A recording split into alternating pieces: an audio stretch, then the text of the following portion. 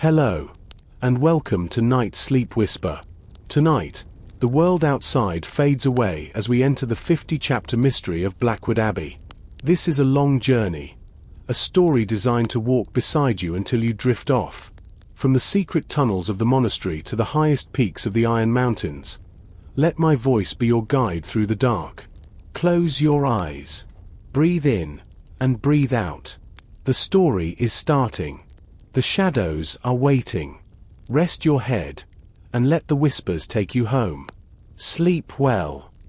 The sky was dark and heavy with rain. Thomas walked slowly along the muddy road. His boots were wet and his coat was heavy with water. He was very tired. He looked at the trees around him. The wind moved the branches. The branches looked like long fingers in the dark night. Thomas wanted a warm fire and a dry bed. He was a traveler, but tonight he was just a cold and hungry man. In the distance, a large building appeared. It was Blackwood Abbey. The walls were made of grey stone. They were very high and very thick. There were no lights in the windows.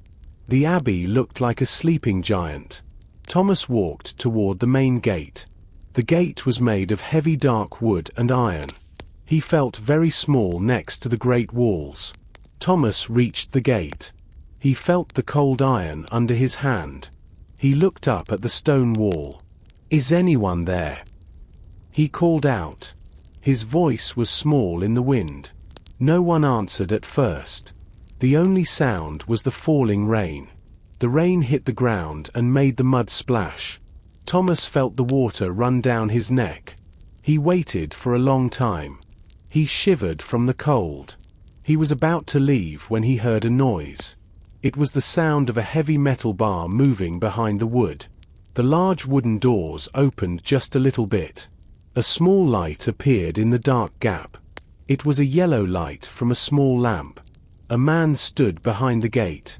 The man wore a long brown robe with a hood. He held the lamp high so he could see the face of the visitor. The man's face was full of wrinkles. His eyes were small and sharp. He did not smile. He looked at Thomas with suspicion. "Who are you?" the man asked. His voice was deep and slow. "My name is Thomas," the traveler said. "I am looking for a place to sleep. The road is very bad and the rain is very cold. I cannot continue my journey tonight." The man in the robe looked at Thomas's face. He looked at his wet clothes and his tired eyes. He did not move for a long moment. He seemed to be thinking about a secret. "This is a quiet place," the man said. "We do not get many visitors at night. Why are you on this road now?" "The storm started 2 hours ago," Thomas explained. "I cannot see the path in front of me. I saw the tall towers of the abbey from the hill." The man with the lamp stepped back. He opened the gate a little more. "I am Brother Peter," he said. "I am the gatekeeper. You can come inside. But you must be quiet. The other monks are resting. We do not like loud noises or surprises here." Thomas stepped through the gate. He felt the hard stone of the courtyard under his boots. He was finally inside the walls of Blackwood Abbey. The air inside the walls felt different. It was very still and smelled like old stone and wet earth. Brother Peter closed the heavy doors. The sound of the wood hitting the stone frame echoed through the courtyard. "Follow me," Brother Peter said. "I will take you to a small room. Tomorrow you can speak with the abbot." Thomas followed the small yellow light. He looked around the courtyard. Everything was grey and dark. He felt safe from the rain, but he also felt a strange chill in his bones. The abbey was a big place, and it was full of shadows. Brother Peter walked ahead of Thomas. The monk held the small lamp in his left hand. The light was weak. It created long, dancing shadows on the stone walls. The hallway was narrow and the ceiling was very high. Thomas looked at the walls. They were made of large, grey rocks. The rocks were cold and damp. Thomas could feel the moisture in the air. The gatehouse was a lonely place. It was the only part of the abbey that touched the outside world. Brother Peter did not speak. He walked with a slight limp. The sound of his heavy sandals hitting the stone floor was the only thing Thomas could hear. It was a rhythmic, slow sound. It filled the silence of the long hallway. Thomas tried to walk softly, but his wet boots made a noise on the floor. He felt embarrassed by the noise in such a quiet place. "This way," Brother Peter said without turning around. His voice was like the sound of dry leaves. They passed a small wooden door. Thomas wondered what was behind it. He saw a row of heavy iron keys hanging on a hook near the door. The keys were old and dusty. Some were very large. They looked like they could open big, heavy chests or secret rooms. Brother Peter glanced at the keys as they walked past. He seemed to check if they were all still there. His hand moved toward them for a second. Then he stopped. Thomas looked at the gatekeeper. Brother Peter's face was hard to see under the hood of his robe. However, Thomas noticed that the man's hands were shaking slightly. It was not just the cold. The monk looked like a man who was waiting for something bad to happen. He was very tense. Every time the wind pushed against the high windows, Brother Peter stopped for a moment. He listened to the wind as if it was a person talking. "Is everything okay, Brother Peter?" Thomas asked quietly. The monk stopped walking. He turned his head slowly. The light from the lamp showed his eyes. They were wide and full of worry. "The abbey is very old, Thomas," he said. "Old places have many sounds. But lately, the sounds are different. The silence is not peaceful anymore." "What do you mean?" Thomas asked. He felt a shiver that was not from his wet clothes.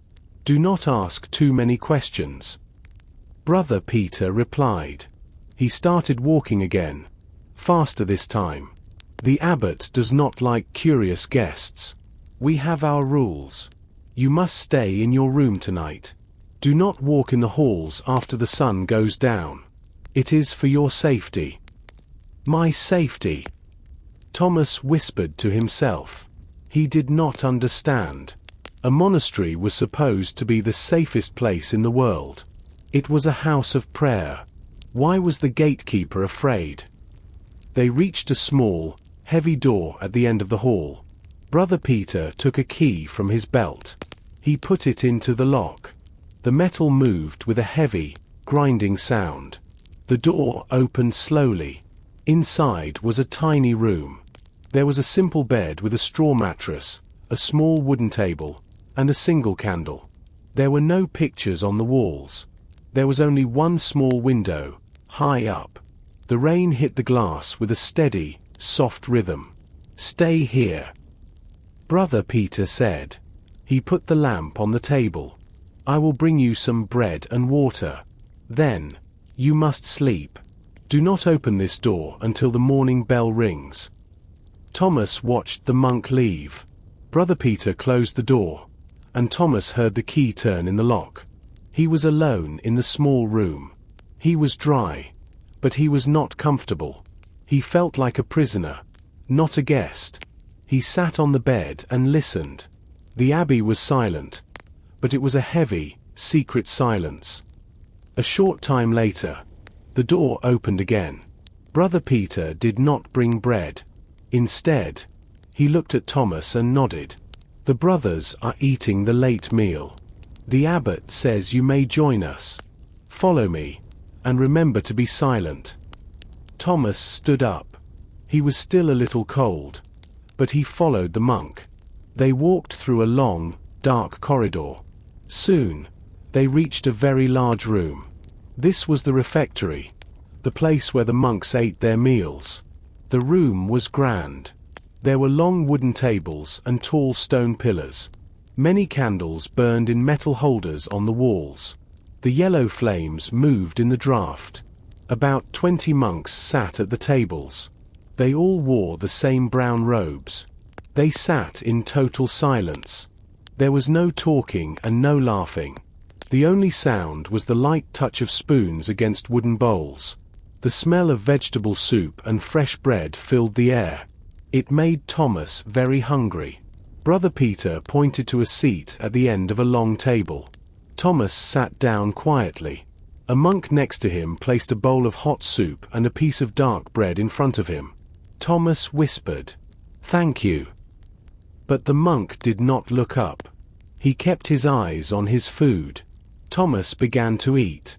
The soup was warm and delicious. As he ate, he looked around the room. At the front of the hall, there was a high table. 3 men sat there.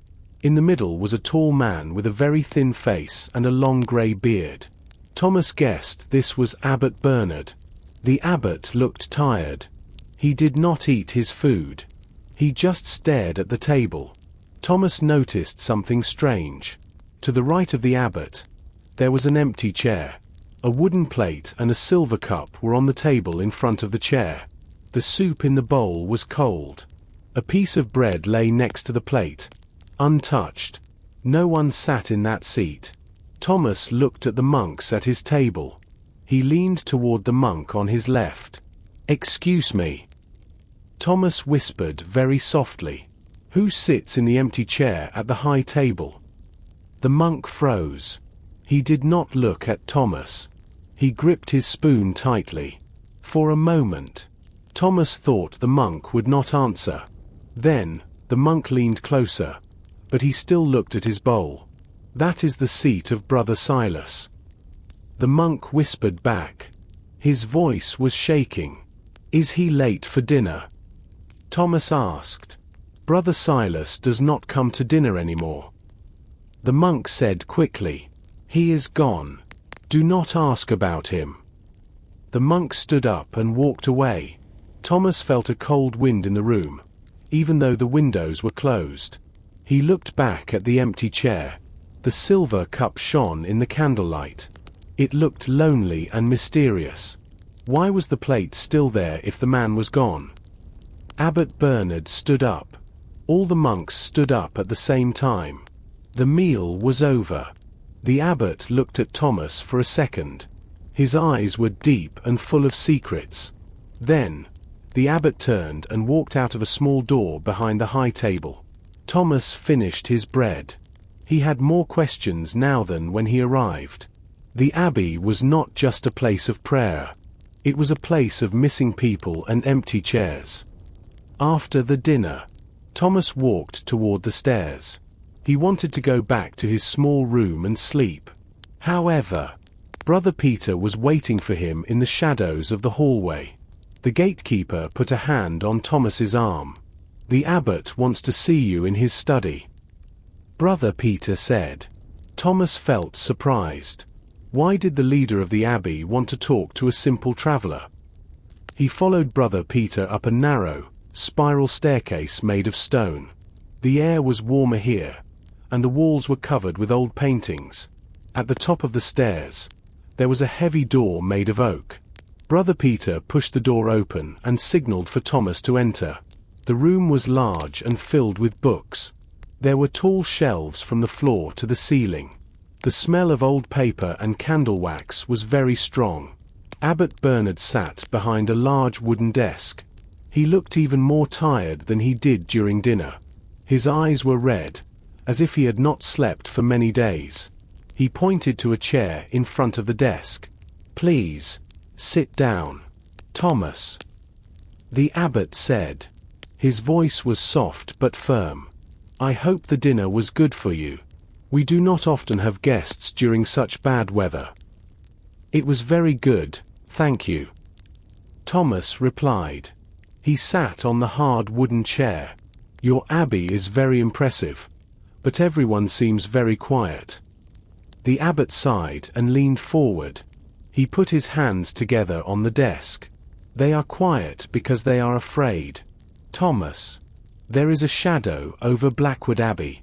I asked you here because you are a stranger. You do not know our secrets, and you do not have a side to choose. I need a pair of eyes that are not part of this monastery." Thomas felt his heart beat faster. What is happening here? Something very valuable is missing, the abbot said. He looked at the door to make sure it was closed. It is the heart of our abbey. Without it, the monks feel lost. They feel that God has turned away from us. I have looked everywhere, but I cannot find it. I think someone inside these walls took it. You think one of the monks is a thief? Thomas asked. He could not believe it. Monks were supposed to be holy men. I do not want to believe it, the abbot replied. But the room was locked. Only a few people have the keys. The monks are starting to look at each other with suspicion. They do not trust their brothers anymore. This is why I need you. I want you to look around. Talk to the brothers. Find what is lost. Thomas looked at the old man's face. He saw sadness and a little bit of hope. Thomas was just a traveler, but he liked to solve problems. He also knew he could not leave until the storm stopped. I will try to help you, Thomas said. What exactly is missing? The abbot stood up and walked to a small, empty stand in the corner of the room. The golden cross of St. John. It has been here for 300 years. Now, it is gone. Thomas looked at the empty wooden stand. He could see a small mark on the wood. The mark was in the shape of a cross. This was where the golden cross lived for many years.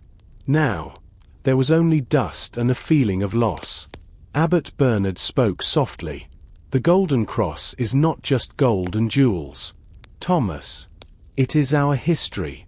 It came from a king long ago. It is very heavy and very beautiful. For 300 years, it gave the monks hope.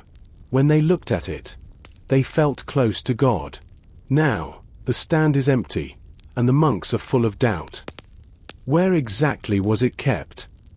Thomas asked. He walked around the empty stand. In the treasury. The abbot answered. It is a small room behind the chapel. The door is very strong. It is made of thick oak and covered with iron plates. The lock is very special. It is a large, complex lock. Only 3 keys exist in the whole abbey. And who has those keys? Thomas wanted to know. He started to think like a man looking for a thief. The abbot looked down at his own leather belt.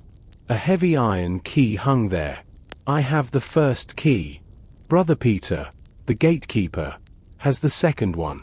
The third key belongs to Brother William, the librarian. We are the only 3 people who can open that door. Thomas thought about the keys he saw in the gatehouse earlier. Is it possible to make a copy of these keys? The abbot shook his head. No. They are very old and very unique. A master smith made them many years ago. He is dead now. No one in the village has the skill to copy such a key. Thomas remembered the dinner in the refectory. He remembered the cold soup and the empty chair. What about Brother Silas? The monk at dinner said he is gone. Did he have a key? The abbot's face became very pale. He sat back in his large chair. The candle on the desk flickered as a draught moved through the room. Brother Silas was the keeper of the treasury. He was a good man and a loyal friend. But he disappeared on the same night the cross went missing. It was 3 nights ago. Did he take it? Thomas asked directly. The other monks think so. The abbot said. His voice was sad. They say he stole the cross and ran away. But Silas lived here for 40 years. He loved this abbey. He had no family and no friends outside these walls. Why would he leave now? Did he take his things? Thomas asked. No. The abbot replied. That is the strange part. His room is exactly as he left it. His extra robe, his books, and his prayer beads are all there. Even his shoes are still under his bed. Why would a man run away into a muddy storm without his shoes? Thomas nodded. This was a very good point. A man does not run away without shoes. I want to see the treasury. Thomas said. I want to see the lock. The abbot stood up. Come. I will show you. But we must be quiet. I do not want the other brothers to see us. They are already very nervous. They walked out of the study and into the dark hallway. The rain continued to hit the stone roof. Thomas felt the weight of the mystery. A heavy gold cross was gone. And a man was gone too. Was Brother Silas a thief, or was he a victim? The next morning, the heavy rain stopped for a short time. The sky was still grey, but the air felt fresh. Thomas decided to walk in the Abbey garden. He wanted to see the layout of the buildings. The garden was a large, square area in the middle of the monastery. It had many rows of green herbs and winter vegetables. Thomas saw a man working near some tall bushes.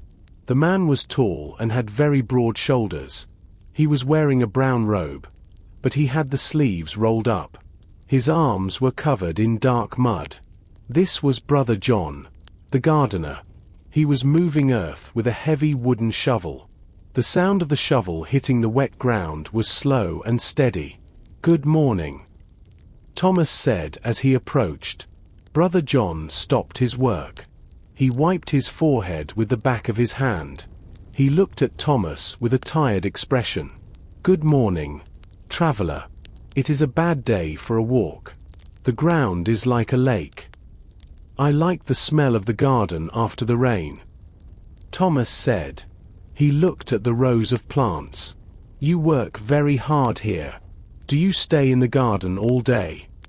"Most days, yes," Brother John replied. "Plants do not talk, and they do not tell lies. I prefer them to people sometimes."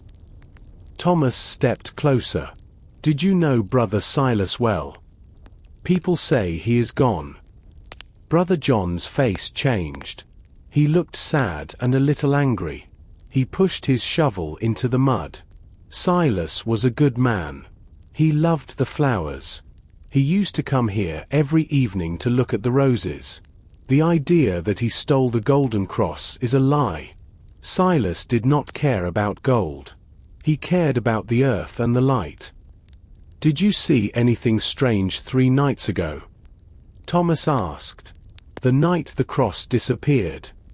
Brother John looked around the garden. He leaned in and spoke in a low voice. "The wind was very loud that night. I was in my small hut near the back wall. I heard a heavy door close. It was not the sound of a small door. It was the heavy door of the treasury. But it was midnight. Why was the treasury open at midnight?" Thomas nodded. "Did you see who it was?" "No," John said. "The rain was too thick.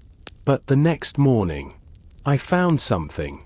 I did not tell the others because they already think Silas is the thief." John led Thomas to the edge of the garden, near the stone wall of the chapel. He pointed to a patch of soft, deep mud. "Look there," John whispered. Thomas looked down. In the mud, there was a very clear footprint. It was not the flat, simple shape of a monk's sandal. It was the print of a heavy leather boot with a thick heel and metal nails. It was the kind of boot a soldier or a wealthy traveler might wear. "No monk in this abbey wears boots like that," Thomas said quietly. "Exactly," Brother John replied. "Someone else was here that night. Someone who does not belong in Blackwood Abbey." Thomas looked at the footprint. It pointed toward the North Tower. The mystery was growing. There was a thief, and that thief wore heavy boots. Thomas left the garden and walked back into the main building. He wanted to find the library. The library was at the top of a long set of wooden stairs. As he climbed, the air became dry and smelled like dust. When he reached the top, he saw a large set of double doors. He pushed them open slowly. The heavy wood moved with a long, low sound that echoed in the quiet hall. The library was a very large and impressive room. It was even bigger than the abbot's study. There were hundreds of books. In the Middle Ages, books were very expensive and rare. They were made of thick parchment and covered in heavy leather. Some books had gold letters on their covers. The windows in the library were high and narrow. They let in small beams of light, but most of the room was in shadow. In the center of the room, a small man sat at a desk. He was writing in a large book with a long white feather. This was Brother William, the librarian. He was one of the 3 men with a key to the treasury. When he heard Thomas enter, he jumped in his seat. He dropped his feather, and a small drop of black ink fell onto the page. "Oh, you startled me," Brother William said. He quickly covered the page with his hands. "I am sorry," Thomas said. He walked closer to the desk. "I did not mean to scare you. I am Thomas, the guest of the abbot." Brother William looked at Thomas through small, round glasses. His eyes moved quickly from left to right. He looked like a bird that was ready to fly away. Yes, I heard about the traveler. Why are you here?" "This is a place for study and prayer, not for wandering. The abbot asked me to look around," Thomas explained. "He is very worried about the missing golden cross." At the mention of the cross, Brother William's hands began to shake. He reached for a small chain around his neck. At the end of the chain was a heavy iron key. He gripped it so tightly that his knuckles turned white. "It is a tragedy," William whispered. "A terrible, terrible thing. But I know nothing about it. I am just a librarian. I spend my days here with my books." "You have one of the keys, Brother William," Thomas said gently. "The treasury is very close to this library. Did you see anyone near the door 3 nights ago?" "No. No one," William replied quickly. Too quickly. "I was here. But I was busy. I had many pages to finish. I do not look at the door. I look at my work." Thomas noticed something on the desk. There was a small piece of blue glass near the ink bottle. It was bright and beautiful, like the color of the sky. It looked very different from the dark wood of the desk. "That is a pretty stone," Thomas said, pointing to the glass. Brother William quickly grabbed the piece of glass and put it in his pocket. "It is nothing," he said. His voice was higher now. "Just a piece of a broken bottle. Now, I must work. I have no more time for talking. Please, leave me alone." Thomas realized the librarian was hiding something. He was not just nervous. He was terrified. Thomas nodded and walked toward the exit. As he left, he looked back. Brother William was not writing. He was staring at the door with a very dark expression on his face. Thomas felt that the library held many secrets, and some of them were hidden in the pockets of the librarian. Thomas walked out of the library. He was thinking about Brother William. The monk was very nervous. He was clearly hiding something in his pocket. Thomas remembered the blue glass. It was a very bright color. It was the color of a summer sky. Why did a librarian have a piece of a window on his desk? Thomas went down the stairs and walked out of the main door. The air was cold. The clouds were still dark, but the rain was gone for now. Thomas walked toward the North Tower. This was the part of the abbey near the treasury. The walls here were very old and very high. Small plants grew between the grey stones. He walked slowly and looked at the ground. He remembered the heavy boot prints that Brother John, the gardener, showed him. The mud was still soft. Thomas followed the edge of the wall. Suddenly, he saw a small flash of light in the grass. He stopped and knelt down. The grass was wet. He pushed some long blades of grass away with his hand. There, lying in the dirt, were 3 small pieces of blue glass. They were the same color as the piece on the librarian's desk. Thomas picked them up carefully. They were sharp.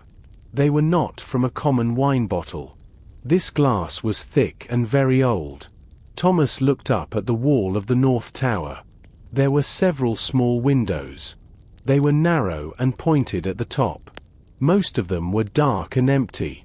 But one window was different. It was the window of the saints. It was a beautiful stained glass window. It had many colors, red, green, and blue. Thomas looked very closely at the window. It was very high up, but his eyes were sharp. Near the bottom of the window, there was a dark hole. A small piece of the blue glass was missing from the picture of a saint's robe. It was exactly the same shape as the pieces in his hand. Someone broke the window. Thomas said to himself. He looked at the ground again. Near the blue glass, he found a small piece of grey cloth. The cloth was caught on a sharp stone near the base of the wall. It was a piece of a robe, but it was not the brown color of the monk's clothes. This cloth was dark grey, like the color of the storm clouds. Thomas put the glass and the cloth in his pocket. He had two new clues. One clue was the glass from the window. The other clue was the grey cloth. He began to think that the thief did not use a key at all. Perhaps the thief entered, or left, through the high window of the north tower. But how did the thief reach the window? It was very high from the ground. There were no ladders nearby. Thomas looked at the stone wall. The stones were large and had small gaps between them. A strong man could climb the wall, but it was very dangerous. Thomas felt that he was getting closer to the truth. But he also felt a strange sensation. He felt that someone was watching him from a high window. He turned around quickly, but the courtyard was empty. Only the wind moved the wet branches of the trees. Thomas decided to go back inside. He needed to find out who wore grey robes in the abbey. Thomas returned to the small room Brother Peter gave him. The sun was going down, and the light in the hallway was fading. He entered the room and closed the heavy door. He wanted to look at the blue glass and the grey cloth one more time. He walked toward the wooden table, but then he stopped. Something was different. A small piece of paper lay on his bed. It was a piece of old parchment. Thomas did not put it there. He walked to the bed and picked up the paper. The writing was dark and the ink was still a little wet. The letters were big and looked very messy, as if the person was in a great hurry. The message was short. It said, "Leave Blackwood Abbey tonight. This mystery is not for you. If you stay, you will find trouble. Go home, traveler, and stay alive." Thomas looked at the door. He remembered that Brother Peter locked the door with a key on the first night. But earlier today, the abbot gave Thomas his own key so he could come and go. Thomas felt the cold iron key in his pocket. If the door was locked, how did the person get inside? He looked around the small room. There was only the bed, the table, and a single chair. The window was very high and very narrow. No adult person could fit through it. This meant the person had a key. Or, perhaps, they knew a secret way into the room. He looked at the floor and the walls, but he saw no hidden doors. Thomas sat on the bed. He felt the rough paper in his hand. He was not a brave soldier, but he was a very stubborn man. He did not like to be told what to do. The note was meant to scare him, but it only made him more curious. Someone was watching him. Someone knew he was talking to the gardener and looking at the tower. He thought about the people he met. Brother Peter was the gatekeeper and had many keys. He was also very suspicious. Brother William, the librarian, was very nervous and had blue glass on his desk. And then there was the missing Brother Silas. Was he still in the abbey, hiding in the shadows? The room grew darker as the sun disappeared behind the hills. The shadows on the walls grew longer and began to look like ghosts. Thomas heard the distant sound of the monks singing in the chapel. It was a beautiful, sad sound that traveled through the stone walls. Usually, it would make a traveler feel peaceful. But tonight, it felt like a warning. He put the note in his pocket with the other clues. He decided he would not leave. He would stay and find the golden cross. He would find out who was writing these angry notes. But he knew one thing for sure. He could not trust the silence of the abbey anymore. Every shadow could be a person watching him.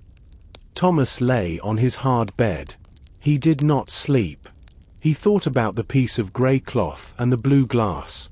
He also thought about the note on his bed. Who was the writer? The abbey was full of secrets, and now he was part of them. Suddenly, a loud noise broke the silence. It was the great bell in the tower. The sound was very loud and deep. It vibrated through the stone floor and through Thomas's bones. He sat up quickly. His heart was beating fast. He looked at the small window. It was the middle of the night. Why is the bell ringing? He whispered. In a monastery, the bell has a strict schedule.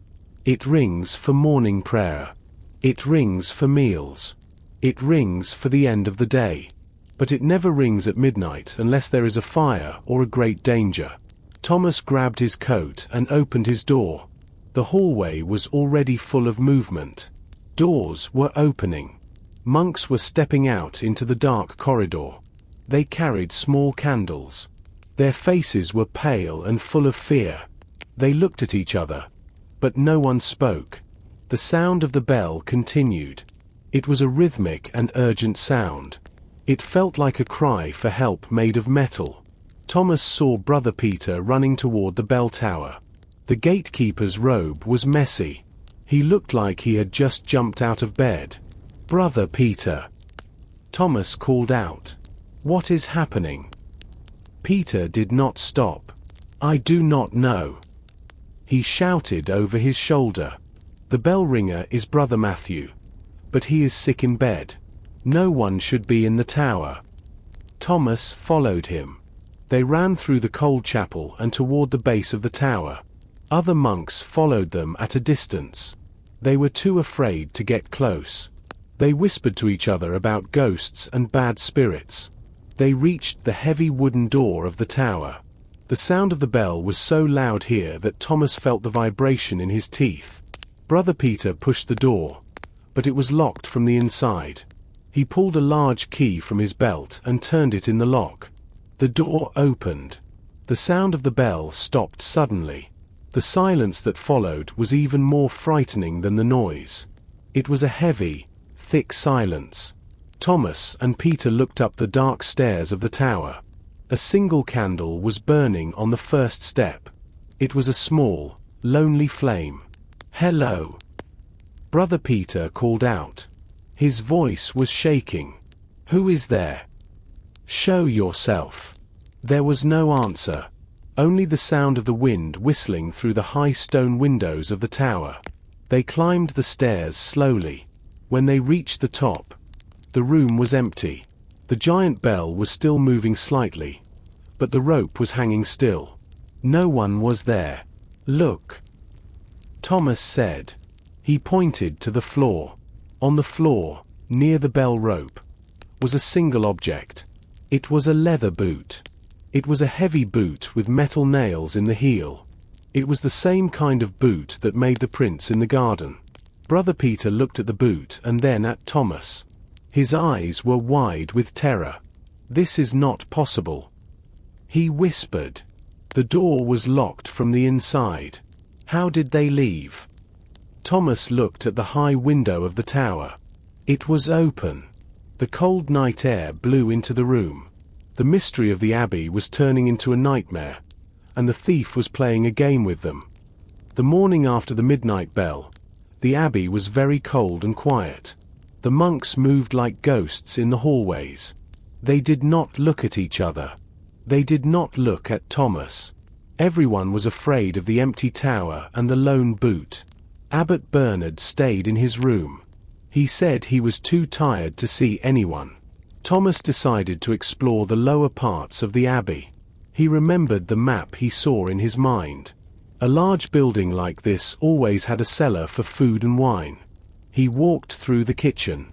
Mary, the head cook, was busy cleaning a large pot. She looked at him with a worried face but said nothing. Thomas found a set of stone stairs behind a heavy curtain. The stairs went down into the dark. The air became damp and smelled like old grapes and wet earth. At the bottom of the stairs, there was a large room.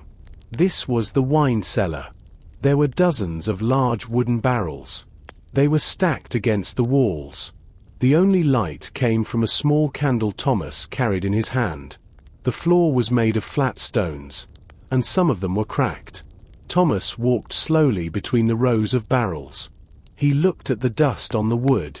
Most of the barrels were covered in thick, grey dust. They had not been moved for a long time.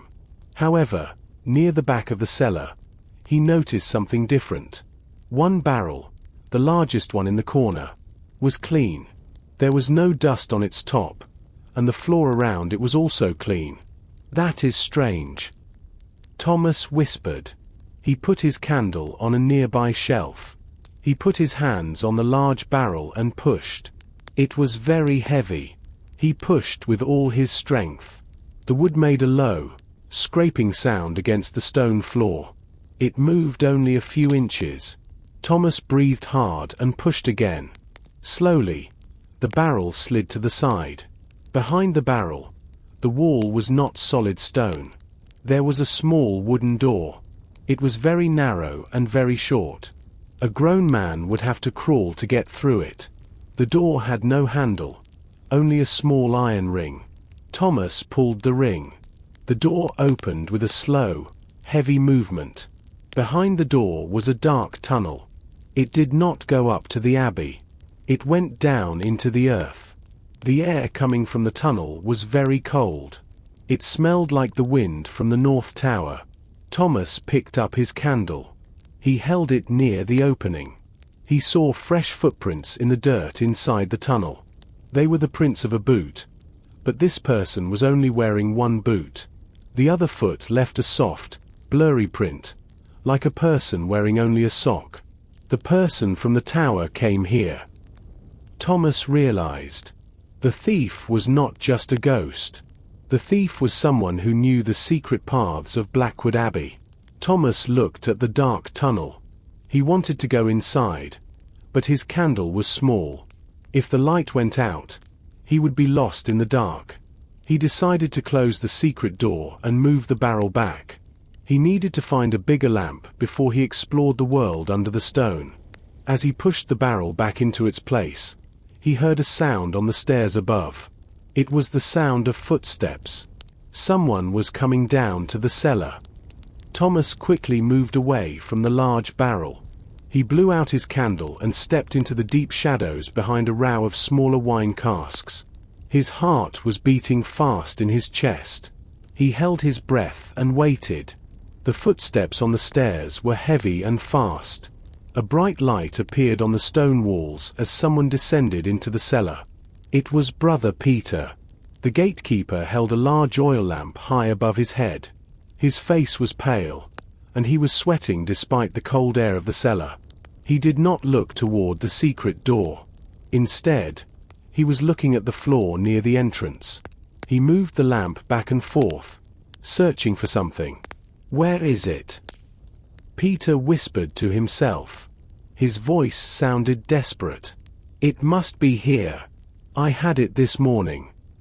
Thomas decided to step out from the shadows. He did not want to look like he was hiding. "Brother Peter, are you looking for something?"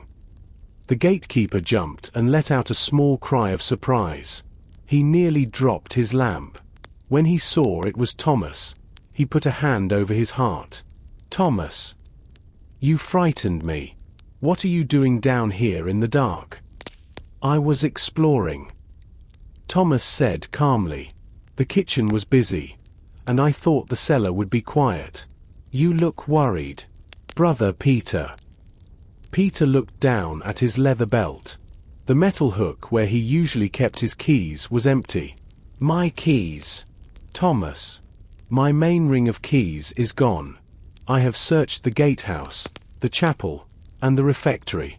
I thought perhaps I dropped them here when I came to get wine for the abbot." Thomas walked closer. He knew how important those keys were. The whole ring. The keys to the gate and the treasury. "Yes," Peter said, his voice shaking. "If those keys fall into the wrong hands, the abbey is not safe. I am the gatekeeper. It is my job to keep the keys safe. If the abbot finds out, I will be in great trouble."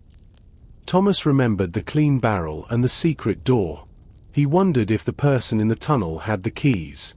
"When did you last see them?" 2 hours ago," Peter replied. "I sat down in the garden for a moment to rest. When I stood up to answer the bell, I felt my belt. They were gone. I thought they just fell into the grass, but I cannot find them anywhere. Maybe someone took them while you were resting," Thomas suggested. Peter looked horrified. Who would do such a thing?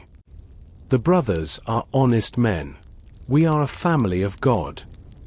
Thomas thought about the note on his bed and the heavy boot in the tower. "I do not think everyone in this abbey is who they say they are. Brother Peter, someone is playing a dangerous game. They want the keys so they can move freely through the dark." Peter leaned against a barrel. He looked very old and very tired. "If I do not find them by sunset, I must tell the abbot. He will be so disappointed." "I will help you look," Thomas said. He did not tell Peter about the secret door yet. He wanted to explore the tunnel alone first.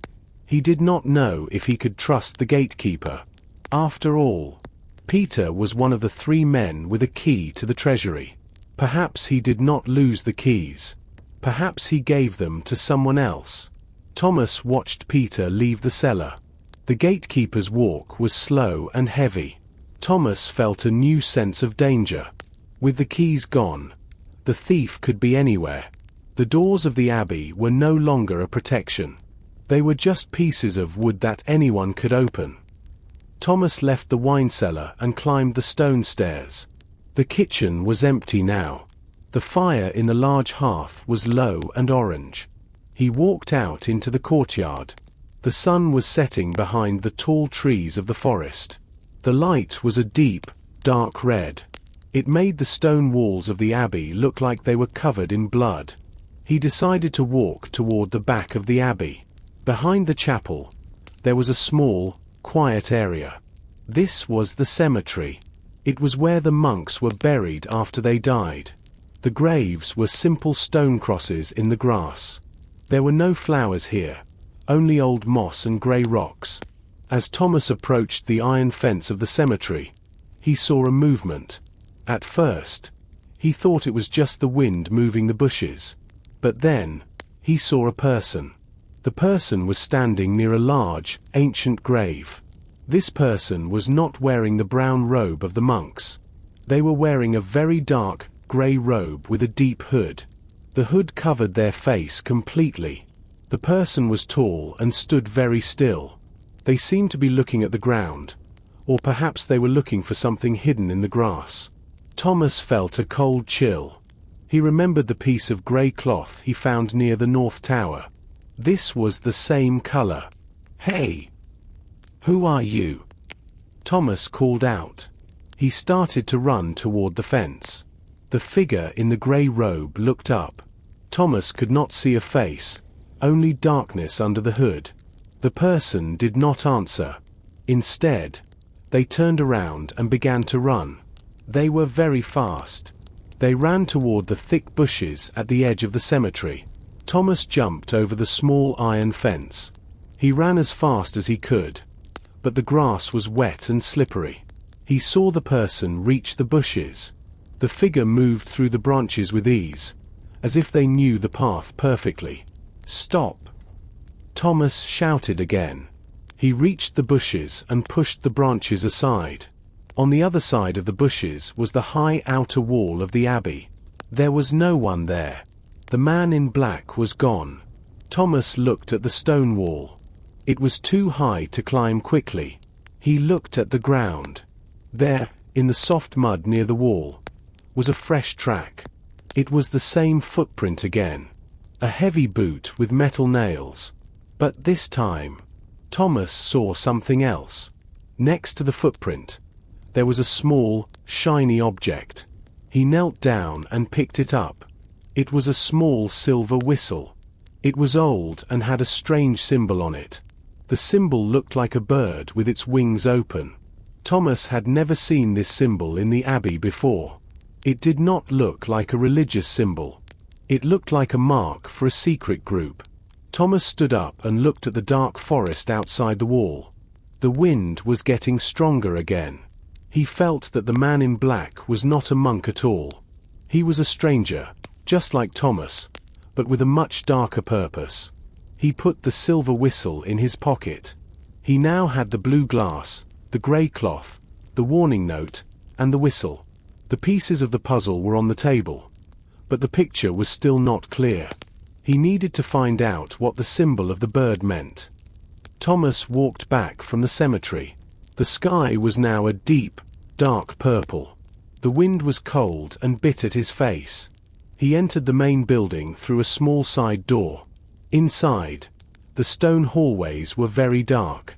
Only a few candles remained in their holders. The yellow flames danced in the drafts, creating long, moving shadows on the floor. As he walked toward the stairs, Thomas heard a sound. It was not the wind. It was the sound of voices. They were very low and very quiet. They were whispering. Thomas stopped. He stayed very still and held his breath. The voices were coming from behind a corner, near the entrance to the chapel. Thomas did not want to be seen. He moved quickly to a large stone pillar and hid behind it. The stone was cold against his back. He pressed his ear against the pillar and listened. He is getting too close. A voice said. It was a thin, shaky voice. Thomas recognized it immediately. It was Brother William, the librarian. Do not worry about the traveler. Another voice replied. This voice was deeper and much firmer. Thomas did not recognize it. It was not Brother Peter, and it was not the abbot. He is just a man with a curious mind. He has no power here. But he found the glass. William whispered. His voice was full of panic. He was at the North Tower today. He is looking for the pieces of the puzzle. If he finds the golden cross before we move it, the plan is ruined. The plan will not fail. The deep voice said, the golden cross is safe for now. But we must be faster. The moon will be full in 2 nights. That is when the merchant will arrive at the secret gate. We will give him the item, and then we will have enough gold to leave this place forever. And what about Brother Silas? William asked. There was a pause. The hallway was silent for a few seconds. Silas is no longer a problem. The deep voice said coldly. He wanted to tell the abbot. He did not understand the value of our secret plan. Now, be quiet. Someone is coming.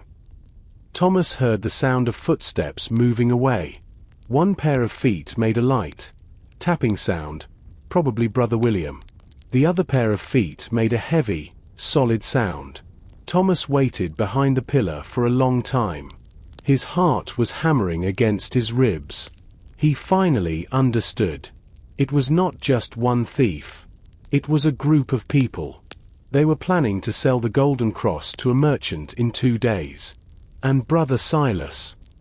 The deep voice said he was no longer a problem. Thomas felt a cold knot of fear in his stomach. Did they kill the poor monk because he wanted to tell the truth? Thomas stepped out from behind the pillar. The hallway was empty. He looked at the silver whistle in his hand. The symbol of the bird now felt even more dangerous. He was not just looking for a lost object anymore. He was looking for a murderer. He needed to find the secret gate mentioned in the whisper. He also needed to know who the man with the deep voice was. There were many monks in the abbey, and most of them were quiet. But one of them was a leader of thieves. Thomas did not sleep well after hearing the whispers in the hall. He woke up early, before the sun was high. He felt cold and a little hungry. He decided to go to the kitchen. The kitchen was always the warmest place in the abbey. It was also the place where people talked the most. The kitchen was a large room with a very high ceiling. The walls were black from the smoke of many years. Mary, the head cook, was already there. She was a strong woman with grey hair and kind eyes. She was moving a very large iron pot over the fire. The smell of hot oats and honey filled the air. "Good morning, Mary," Thomas said. He sat on a wooden bench near the fire. "Good morning, traveller," Mary replied. She did not stop working. She used a long wooden spoon to stir the porridge. "You are awake very early. Did the stone bed keep you awake?" "The bed was fine," Thomas said. "But the abbey is very loud at night. I hear many strange things." Mary stopped stirring. She looked at the door to make sure no monks were near. Then she leaned closer to Thomas. "You are not the only one. This place is changing, Thomas. It used to be a place of peace. Now, it is a place of shadows." "What have you seen, Mary?" Thomas asked quietly. Mary wiped her hands on her apron. "2 nights ago. I was here late. I had to finish the bread for the morning. I looked out of the small window that faces the north tower. I saw a light. It was a small, flickering light, like a single candle." "In the north tower?" Thomas asked. "But the abbot said that tower is closed." "Exactly," Mary whispered. "The door is always locked. But the light moved from the bottom of the tower to the top. Then, a few minutes later, I saw a shadow near the back gate. It was a tall shadow. It was not a monk. This shadow moved like a hunter, very fast and very quiet." "The back gate." Thomas remembered the secret gate from the whispers. "Where is that gate, Mary?" "It is behind the old stables," she said. "We do not use it anymore. The wood is old and the lock is rusty. But that shadow went straight to it. I was too afraid to follow. I thought it was a ghost. People say the ghost of a soldier walks the abbey when there is trouble." Thomas shook his head. "I do not think it was a ghost, Mary. Ghosts do not need keys, and they do not wear heavy boots." Mary looked at him with wide eyes. "You think it is a man? A man inside our walls?" "Yes," Thomas said. "And I think he is not alone." Mary gave Thomas a bowl of hot porridge and a piece of bread. "Eat this. You will need your strength. If you are going to look for that shadow, please be careful. The North Tower is a dangerous place. People say the stairs are broken and the air is thin." Thomas thanked her and began to eat. He had a new goal. He needed to find the back gate behind the stables. He also needed to find a way into the North Tower. The light Mary saw was a sign. The thief was using the tower as a hiding place, or perhaps as a lookout. As he finished his breakfast, he looked at the heavy iron pots. He realized that the deep voice he heard earlier could belong to anyone. But Mary's news about the back gate was the most important clue yet. Thomas walked across the damp courtyard. The air was cold, and a light mist covered the ground. He looked up at the North Tower. It was a very tall and narrow building. It stood in the corner of the abbey like a giant stone finger pointing at the grey sky. The stones at the bottom were covered in dark green moss. The windows were very high up. They looked like small, dark eyes watching the world below. Thomas reached the door of the tower. It was made of thick, black wood. There were heavy iron bands across the door to make it strong. He put his hand on the iron handle. It was freezing cold. He tried to turn the handle, but it did not move. He pushed the door with his shoulder, but it was solid, locked. Thomas whispered. He looked at the keyhole. It was a large, old-fashioned keyhole. He remembered that only the abbot, Brother Peter, and Brother William had the keys. Now that Brother Peter's keys were missing, anyone could be inside. Thomas did not leave. He put his ear against the cold wood of the door. He stayed very still and held his breath. At first, he heard nothing but the sound of the wind.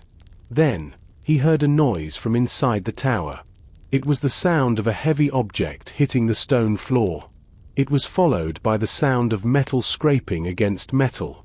Thomas felt a shiver of fear. Someone was definitely inside. He looked around the courtyard. It was empty. The monks were in the chapel for their morning prayers. Thomas knew he should go and tell the abbot, but he wanted to see for himself. He walked around the base of the tower. He looked for another way in. The walls were very smooth. There were no low windows and no other doors. He saw the spot where he found the blue glass and the grey cloth yesterday. He looked up at the window of the saints.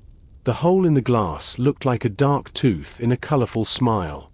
Suddenly, he heard the sound of footsteps. They were coming from inside the tower, behind the door. The footsteps were slow and heavy. They were getting closer. Thomas realized the person was coming out. He did not have much time. He looked for a place to hide. There was a large wooden cart filled with hay near the wall. Thomas ran to the cart and climbed behind it. He sat in the cold mud and waited. The sound of the heavy iron key turning in the lock echoed across the quiet courtyard. The door of the north tower opened with a slow, grinding noise. A man stepped out into the mist. He was wearing a dark robe, and the hood was pulled low over his face. He carried a small leather bag. The man looked left and then right. He seemed very careful. He closed the door and locked it again. Then, he walked quickly toward the stables. Thomas watched him from behind the cart. He could not see the man's face, but he saw his feet. The man was wearing heavy leather boots with metal nails. Thomas waited until the man disappeared behind the stable wall. He stood up and brushed the mud from his clothes. He was sure now. The North Tower was the center of the secret. But he needed the key to get inside. He remembered the silver whistle and the bird symbol. He felt that the answer was very close, but the door was still between him and the truth. The morning sun did not bring joy to Blackwood Abbey. Instead of the usual peaceful sound of morning prayers, there was a loud, frantic noise. Thomas woke up to the sound of many feet running past his door. He heard voices calling for help. He quickly put on his boots and ran into the hallway. He found a group of monks gathered outside the abbot's private room. Their faces were white with fear. Some of them were praying loudly. Others were just staring at the heavy wooden door. Brother Peter was there, leaning against the wall. He looked like he had not slept at all. "What is happening?" Thomas asked. He grabbed the arm of a young monk standing nearby. "The abbot." The monk cried. "He will not wake up. He is burning with a terrible fever. He was fine last night, but now he is like a stone." Thomas pushed through the crowd. He entered the abbot's room. The room was hot and smelled like bitter herbs and old smoke. Abbot Bernard lay on his large bed. His face was no longer pale. It was a dark, angry red. He was breathing very fast, and his eyes were closed. He moved his head from side to side and whispered words that no one could understand. Beside the bed stood a man Thomas had not met before. He was short and had very large, clever hands. He wore a brown robe, but it was covered in green and yellow stains from plants. This was Brother Luke, the abbey's doctor and herbalist. He was putting a wet cloth on the abbot's forehead. "Is he going to be okay?" Thomas asked quietly. Brother Luke looked up. His eyes were tired. "I do not know, traveler. This is not a normal fever. It came too fast. One moment he was drinking his evening tea, and the next moment he was falling to the floor. It is as if a fire is burning him from the inside. Thomas looked at the small table next to the bed. There was an empty silver cup. It was the same cup the abbot used at dinner. Thomas picked it up and smelled it. There was a faint, sweet smell, like dried flowers, but also something sharp and metallic. What did he drink last night? Thomas asked. Just his usual herbal tea. Brother Luke replied. I make it for him every night to help him sleep. I use mint and honey. This does not smell like mint. Thomas said. He showed the cup to the doctor. Brother Luke took the cup and smelled it. His expression changed from worry to deep concern. He looked at the abbot and then back at the cup. You are right. This is strange. I did not put these herbs in his tea. The news of the abbot's illness spread through the abbey like a wildfire. Without their leader, the monks did not know what to do. Some said it was a curse because the golden cross was missing. Others whispered that the thief had moved from stealing gold to stealing lives. Thomas felt a cold weight in his chest. The abbot was the only person who truly wanted the truth. With the abbot sick, the thieves were free to finish their plan. Thomas looked at the sick man. He realized that he was now alone in his search. He had to find out what was in that tea, and he had to do it before the abbot's light went out forever. Thomas left the abbot's room and went down to the infirmary. This was the place where Brother Luke worked. It was a long room at the back of the abbey. The air here was thick with the smell of dried leaves, earth, and bitter medicine. Hundreds of small bunches of herbs hung from the wooden ceiling. There were many shelves filled with glass jars. Some jars held colorful powders, and others held small dried roots. Brother Luke was sitting at a heavy wooden table. He was looking at a small pile of green leaves. He looked very confused. He did not hear Thomas enter. He was talking to himself in a low voice. I do not understand. The doctor whispered. I used the mint from the south garden. It is always safe. Why is the abbot so sick? Maybe it was not just mint. Thomas said. Brother Luke jumped and turned around. Oh, it is you again. Thomas. You have a very quiet way of walking. You surprised me. I want to help. Thomas said. He walked over to the table. Show me the herbs you used for the tea. Luke pointed to the green leaves. These are mint. And this is the honey. He then pointed to a small, ceramic bowl in the corner of the desk. Inside the bowl was a dark purple liquid. It looked thick and oily. I found this hidden behind my jars of salt. I did not make this. Thomas looked at the purple liquid. He did not touch it. What is it? It is a poison. Luke said. His voice was very quiet. It comes from a flower called wolfsbane. It grows in the deep forest, far from the abbey. If you put a few drops in a drink, the person gets a very high fever. Their heart beats too fast. If they drink too much, they never wake up. Thomas felt a wave of anger. Someone put this in the abbot's tea. They wanted him to stop looking for the golden cross. They wanted him out of the way. But who? Luke asked. My door is usually open during the day. Anyone could walk in here while I am in the garden or the chapel. The kitchen is also a busy place. The teapot sits on the fire for a long time. Thomas thought about the man in the dark robe and the heavy boots. He thought about Brother William, the nervous librarian. Do any of the monks have a reason to hurt the abbot? Luke shook his head. The abbot is a kind man, but he is also a strict man. He wants to protect the secrets of this abbey. Perhaps someone thinks the secrets are more important than his life. Thomas looked around the room. He saw a small window near the ceiling. It was open. Below the window, on the stone floor, there was a small smudge of mud. It was a fresh mark. He knelt down to look at it. "Did you clean the floor today, Brother Luke?" Thomas asked. "Yes, early this morning," the doctor replied. The mud mark was small, but it was clear. It was the shape of a heel. Someone had entered the infirmary through the window while Brother Luke was away. They did not need to use the door. They were clever and they were fast. "Keep that purple liquid safe," Thomas told the doctor, "and do not tell anyone we found it. We must let the thief think their plan is working." Thomas left the infirmary. He had a new piece of the puzzle. The thief was not just a thief. They were a person who knew about poisons and flowers. The mystery was becoming more dangerous every hour. Thomas stepped out of the infirmary and back into the cold stone hallway. He looked at the floor very carefully. The light from the high windows was weak, but it was enough to see. Near the door of the infirmary, he saw a dark mark. It was a piece of wet mud. He leaned down. The mud was still soft.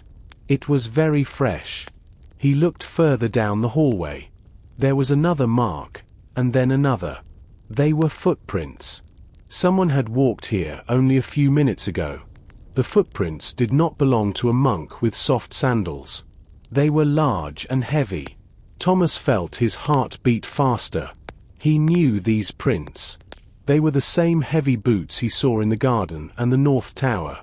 Thomas began to follow the tracks. He walked slowly and quietly. He did not want to make any noise. The tracks led away from the monks' sleeping rooms. They went past the large dining hall and toward the heavy wooden doors of the chapel. The air in this part of the abbey was very cold. It smelled like incense and old wood. The tracks stopped at the entrance to the chapel. One of the large doors was slightly open. Thomas pushed it gently. The door moved without a sound. Inside, the chapel was huge and full of shadows.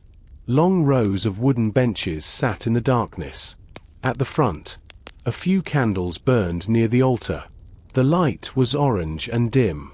Thomas followed the muddy prints inside. They went down the center path of the chapel.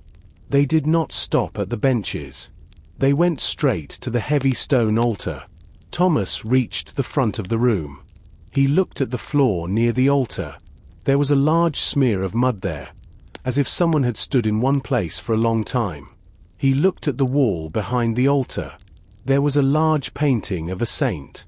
Thomas noticed that the edge of the painting was not straight. He reached out and touched the frame. It was cold. He pushed the side of the painting. It moved. Behind the painting, there was a small hole in the stone wall. Inside the hole, Thomas saw something. It was not the golden cross. It was a small, leather glove. He picked it up. The glove was wet and covered in mud. It was a glove for a large hand. Inside the glove, there was a small piece of paper. Thomas pulled it out and read it by the light of the altar candles. The paper had only 3 words on it. "The storm remains." Thomas did not understand the message, but he knew one thing. The person in the heavy boots was using the chapel as a secret meeting place. They were hiding messages behind the holy paintings. Suddenly, he heard a sound behind him. It was the sound of a heavy door closing at the back of the chapel. Thomas turned around quickly. The back of the chapel was dark. He could not see anyone, but he felt a cold draft of air. The person was gone, but they were very close. He put the glove and the paper in his pocket. He needed to get out of the chapel before the person returned.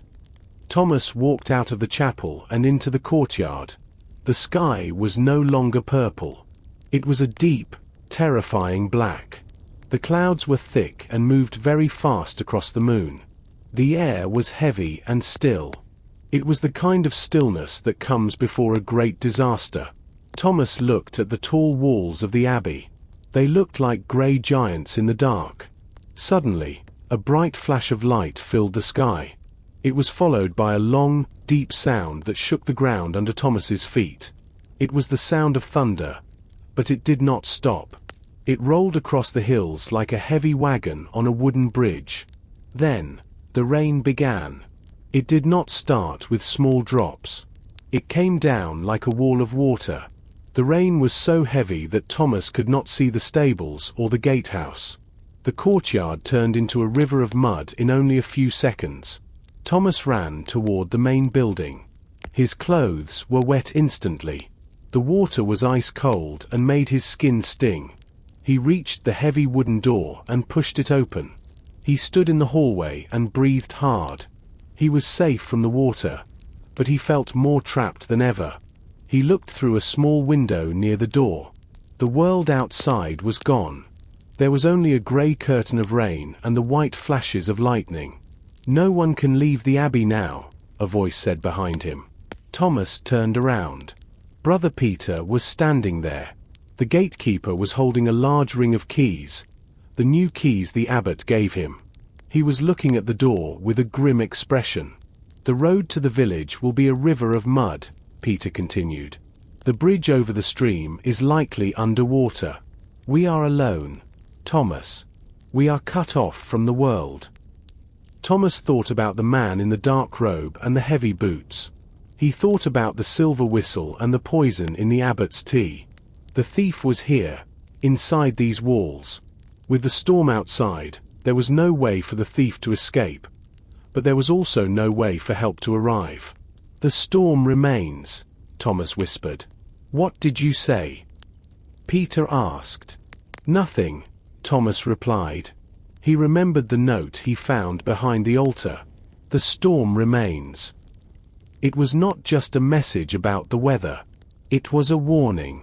The storm was the trouble inside the abbey. It was the secret plan to steal the cross and hurt the abbot. "I must go to the abbot's room," Thomas said. "He is weak, and the sound of the storm might scare him." "Go then," Peter said. "I must check the gates. I want to make sure the wind does not blow them open. If the storm continues like this, we will be trapped for days." Thomas walked away. Every time the lightning flashed, the hallway became bright for a second. In those seconds, the statues of the saints looked like they were moving. Thomas felt that the abbey was no longer a house of God. It was a cage. And inside the cage, the hunter was waiting for the right moment to finish his work. He reached for the silver whistle in his pocket. He needed to find the meaning of the bird symbol before the water stopped falling. The storm did not stop. The wind was so strong that the old stone walls of the abbey seemed to tremble. Thomas walked quickly through the dark hallway toward the abbot's room. He found Brother Luke sitting by the bed. The doctor was using a wet cloth to cool the abbot's face, but the abbot looked worse. His skin was very hot, and his breath was short and fast. "He is losing the fight, Thomas," Brother Luke said. His voice was full of sadness. "The fever is too strong. I need the white root. It is a special herb that can stop the poison of the wolf's bane. If I don't give it to him soon, he will not see the morning sun." "Where is it?" Thomas asked. "I will get it for you." "It is in the infirmary," Luke replied. "I keep it in a small wooden cabinet near the window. It is in a drawer marked with a white flower. Please, be fast." Thomas took a small lamp and hurried back to the infirmary. The hallway was freezing. Every time the lightning flashed, the shadows of the pillars looked like tall men waiting for him.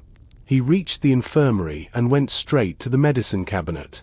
It was a beautiful piece of furniture with many small drawers. Thomas looked for the drawer with the white flower. He found it and pulled the handle. The drawer opened easily. It was empty. Thomas felt a cold knot in his stomach. He looked at the drawer next to it. That one was empty too. He began to open all the drawers. One by one, he pulled them out. Dried mint was empty. Lavender was empty. Honey was gone. Every single drawer in the cabinet was empty. Someone had taken all the medicine in the middle of the night. "They are trying to kill him," Thomas whispered. He looked at the floor near the cabinet. The floor was clean, but there was a small, dark spot near the leg of the cabinet. He knelt down and touched it. It was black ink. It was still a little wet. Thomas remembered the library. He remembered Brother William and the ink on his hands. Thomas realized that the thieves were very organized. They did not just steal the golden cross. They were removing anyone who could stop them. By taking the medicine, they were ensuring the abbot would die. And without the abbot, there would be no one to lead the monks against the thieves. He ran back to the abbot's room. When he told Brother Luke about the empty cabinet, the doctor's face turned grey. "Everything?" Luke asked. "They took everything." "Yes," Thomas said. "The drawers are completely empty. But I found ink on the floor. I think the librarian, Brother William, is involved." Brother Luke put his head in his hands. "Without the white root, I have nothing to help him. The only other place to find the herb is in the garden. But the storm is a monster tonight. No man can stand in that wind." Thomas looked at the abbot. The old man's hand moved slightly, as if he was trying to grab something. Thomas felt a surge of energy. He was a traveler, and he had seen many storms on the road. He was not afraid of the rain. "I will go to the garden," Thomas said firmly. "Tell me where the white root grows." "It grows in the far corner, near the stone wall," Luke said. "But Thomas, it is too dangerous." Thomas did not listen. He wrapped his coat tightly around his body and headed toward the door. He had to save the abbot. He had to find the medicine before the shadow of death finished its work. Thomas pushed the heavy wooden door of the side exit. The wind immediately hit him like a physical blow. It was so strong that he had to lean his whole body forward just to stay standing. The rain was not falling. It was flying sideways. It felt like tiny, cold needles against his skin. He could barely see his own hands in the darkness. He moved along the stone wall of the abbey, using it for support. The courtyard was a sea of black mud. Every step was a struggle. His boots sank deep into the earth, and the mud tried to pull them off his feet. He reached the entrance to the garden.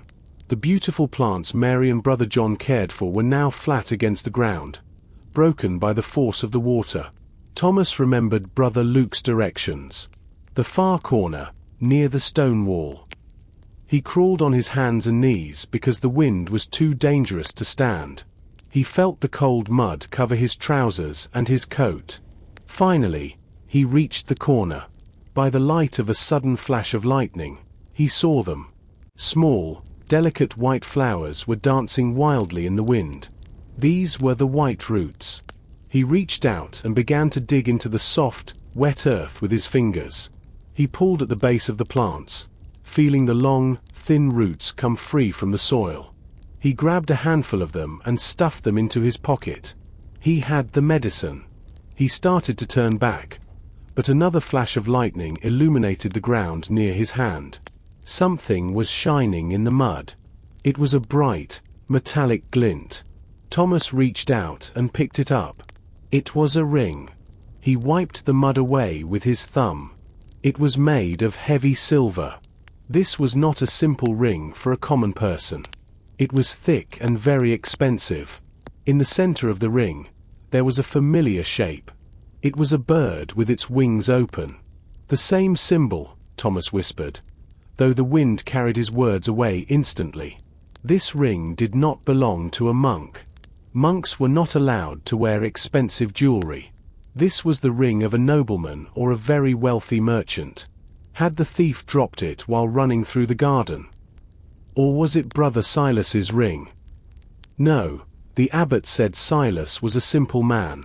This ring belonged to the person in the heavy boots, the leader of the secret plan.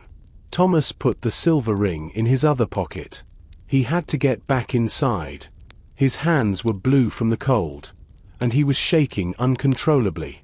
He fought his way back across the courtyard, moving slowly against the wind. When he finally reached the door, he pulled it open and collapsed onto the stone floor of the hallway. He was exhausted, but he was holding the roots tightly in his hand. He stood up, water dripping from his clothes, and ran toward the abbot's room. He had the cure for the poison, and he had a new piece of evidence. The man they were looking for was not just a thief. He was a man of high status, hiding behind a monk's robe. Thomas burst into the abbot's room. He was covered in mud from his head to his boots. He held out his hand. The white roots were wet and dirty, but they were perfect. Brother Luke grabbed them quickly. He did not say a word. He ran to a small table and began to crush the roots into a fine paste. He mixed the paste with a little warm water from a pot near the fire. "Help me lift his head," Luke whispered. Thomas gently lifted Abbot Bernard. The old man felt very light and very hot. Luke poured the white liquid into the abbot's mouth. They waited in silence. The only sound was the rain hitting the roof. For many minutes, nothing happened. Then, the abbot took a long, deep breath. His skin began to turn from red back to a pale white. The fire of the fever was starting to go out. "He will live," Luke said. He sat down on a chair and closed his eyes. "You did it, Thomas. You saved him." Thomas did not sit down. He felt a strange energy. He went to the window and looked out. The storm was still strong, but the lightning was further away now. In the quick flashes of light, he saw something in the distance. It was the cemetery behind the chapel. A small light was moving between the stone crosses. It was a yellow light, like a lantern. It was not moving toward the main building. It was moving toward the back wall. "Someone is out there," Thomas said. He did not wait for the doctor to answer. He left the room and walked back into the cold night. He did not care about the mud anymore. He walked toward the cemetery. The iron gate was open. It moved back and forth in the wind with a heavy, grinding sound. Thomas stepped inside. He moved between the graves. He saw the light again.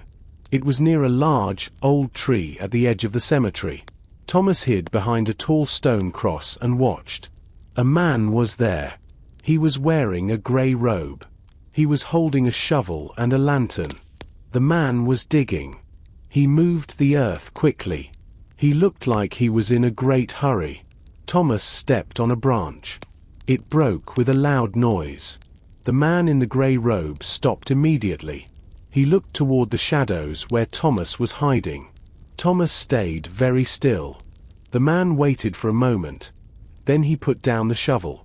He picked up the lantern and began to run. He disappeared into the thick bushes near the outer wall. Thomas ran to the spot where the man was digging. He found a hole in the ground. It was not a grave for a person. It was a small, deep hole. The earth around it was fresh. Thomas looked inside the hole. It was empty. However, something was lying next to the hole. It was a small leather bag. Thomas picked it up. Inside the bag, there was a heavy piece of metal. He pulled it out. It was a large iron key. It was old and had a very complex shape. This was not a key for a door. It looked like a key for a very large, secret box. Thomas looked at the empty hole. Had the man just buried the key, or did he just dig it up? He looked at the silver ring in his pocket and then at the iron key. The mystery of Blackwood Abbey was no longer just about a missing cross. It was a puzzle of hidden objects and secret places. He looked at the dark bushes where the man disappeared.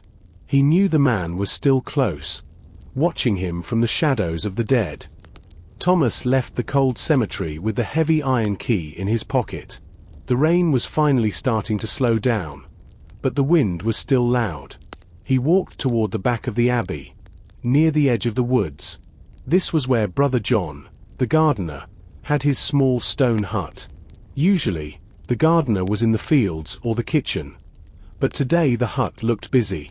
A small light moved behind the dusty window of the hut. Thomas walked closer. He did not want to be seen. He moved quietly along the wall and looked through the glass. Inside, Brother John was sitting on a wooden stool. He was not looking at plants. He was holding a small leather bag. He looked very nervous. He kept looking at the door. Brother John opened the bag. He poured the contents onto the table. Thomas widened his eyes. They were gold coins. Large, heavy gold coins from a faraway city. The gold shone even in the weak candlelight. John began to count them, his fingers shaking as he moved each coin. Thomas decided to act.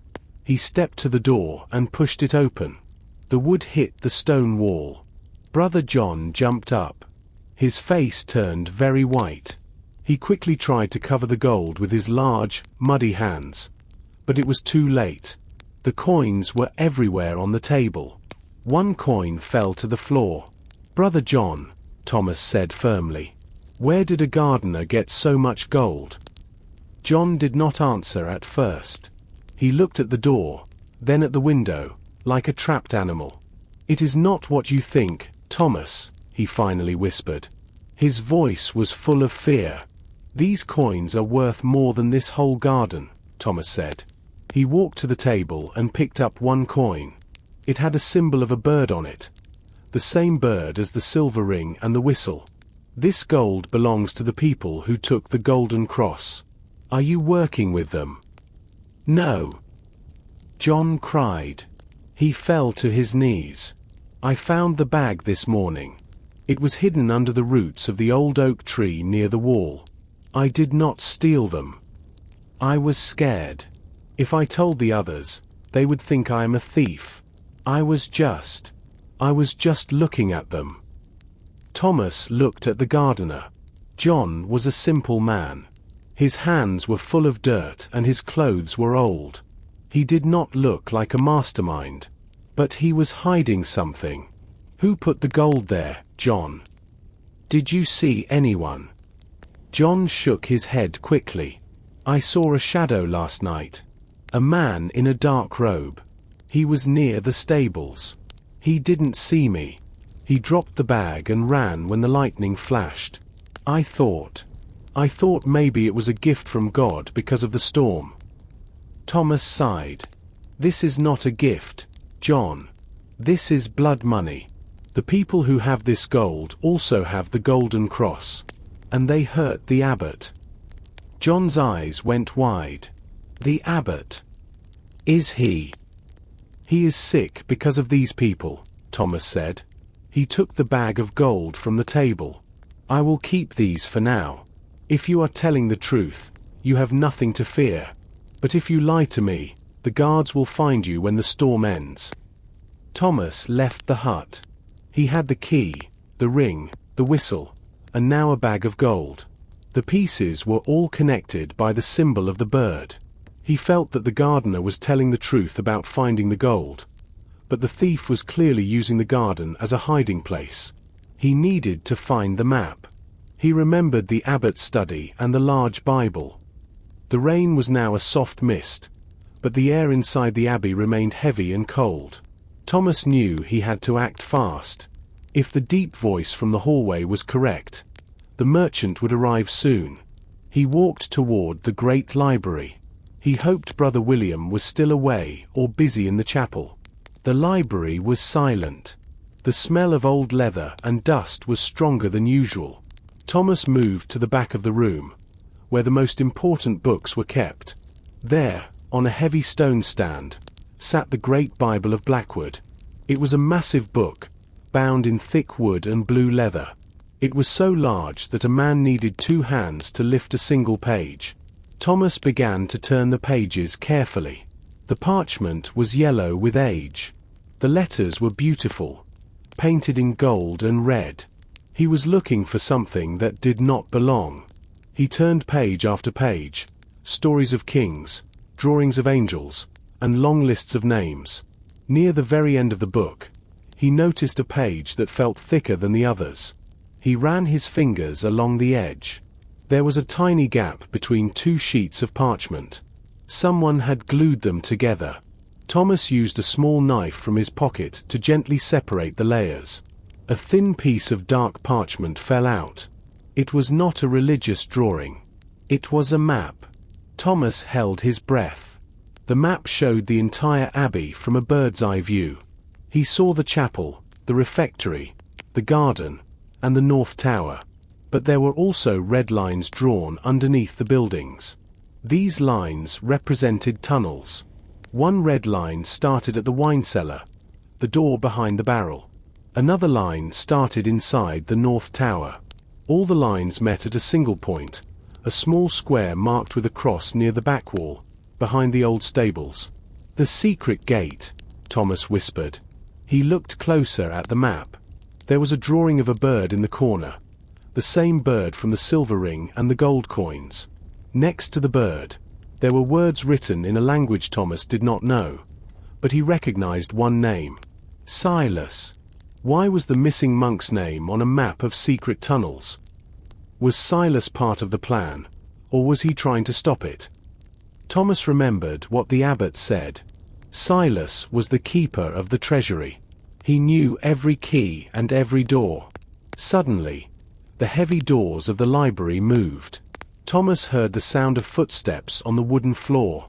They were light and fast. It was Brother William.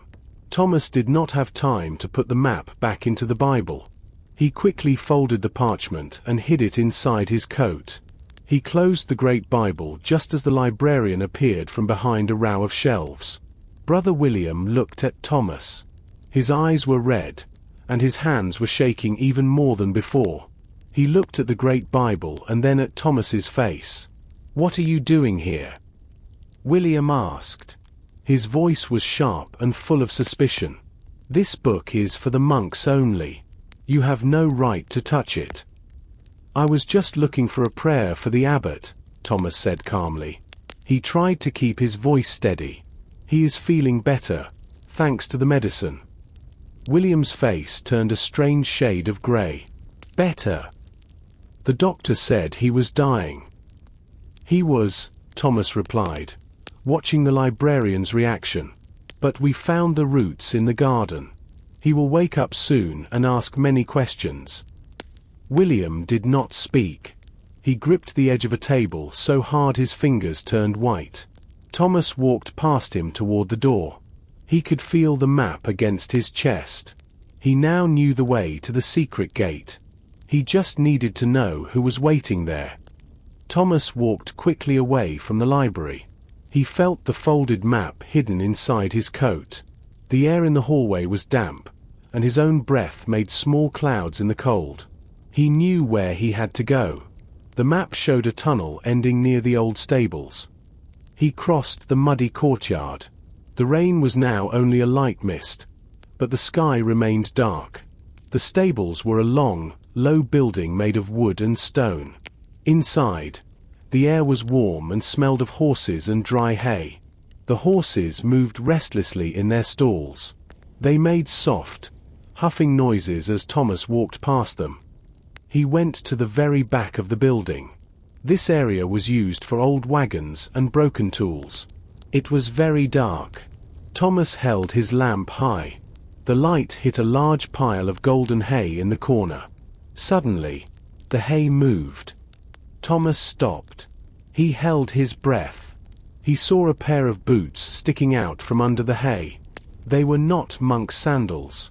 They were leather boots, but they were covered in mud and very worn. "Come out," Thomas said, his voice firm. "I know you are there." The hay shifted again. A man slowly stood up. He was not a monk. He was a tall man with a short, red beard. He wore a heavy green coat that was soaked with water. He looked very tired and his eyes were wide with fear. He held a small wooden box tightly against his chest. "Please," the man whispered. "I do not want any trouble. I am just a traveler." A traveler hiding in a pile of hay. Thomas asked, "What is your name?" "My name is Robert," the man said. He stepped forward, shaking the hay from his coat. "I am a merchant. I sell silk and spices from the south." "The storm is very bad, Robert," Thomas said. "The main gates are locked. How did you get inside the abbey walls? Robert looked at the floor. He did not want to answer. He gripped his wooden box even tighter. A friend told me about a small gate. He said the monks were kind and would give me a bed for the night. But when I arrived, the man I met was not kind. He was wearing a dark robe and a hood. He looked dangerous. Thomas stepped closer. Was it a man in a grey robe? Did he have a silver ring with a bird on it? Robert's face turned even paler. He nodded slowly. Yes. He told me to wait here.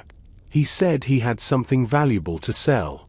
But then the bell rang at midnight, and I got scared. I have been hiding here ever since. I have no food and I am freezing. Thomas looked at the merchant. Robert did not look like a thief. He looked like a man who was in over his head. He was a link between the thieves inside the abbey and the world outside. What were you going to buy from him, Robert? Thomas asked. Robert looked around the dark stable. He leaned in and whispered. He said he had a golden cross. He said the abbot wanted to sell it to fix the roof.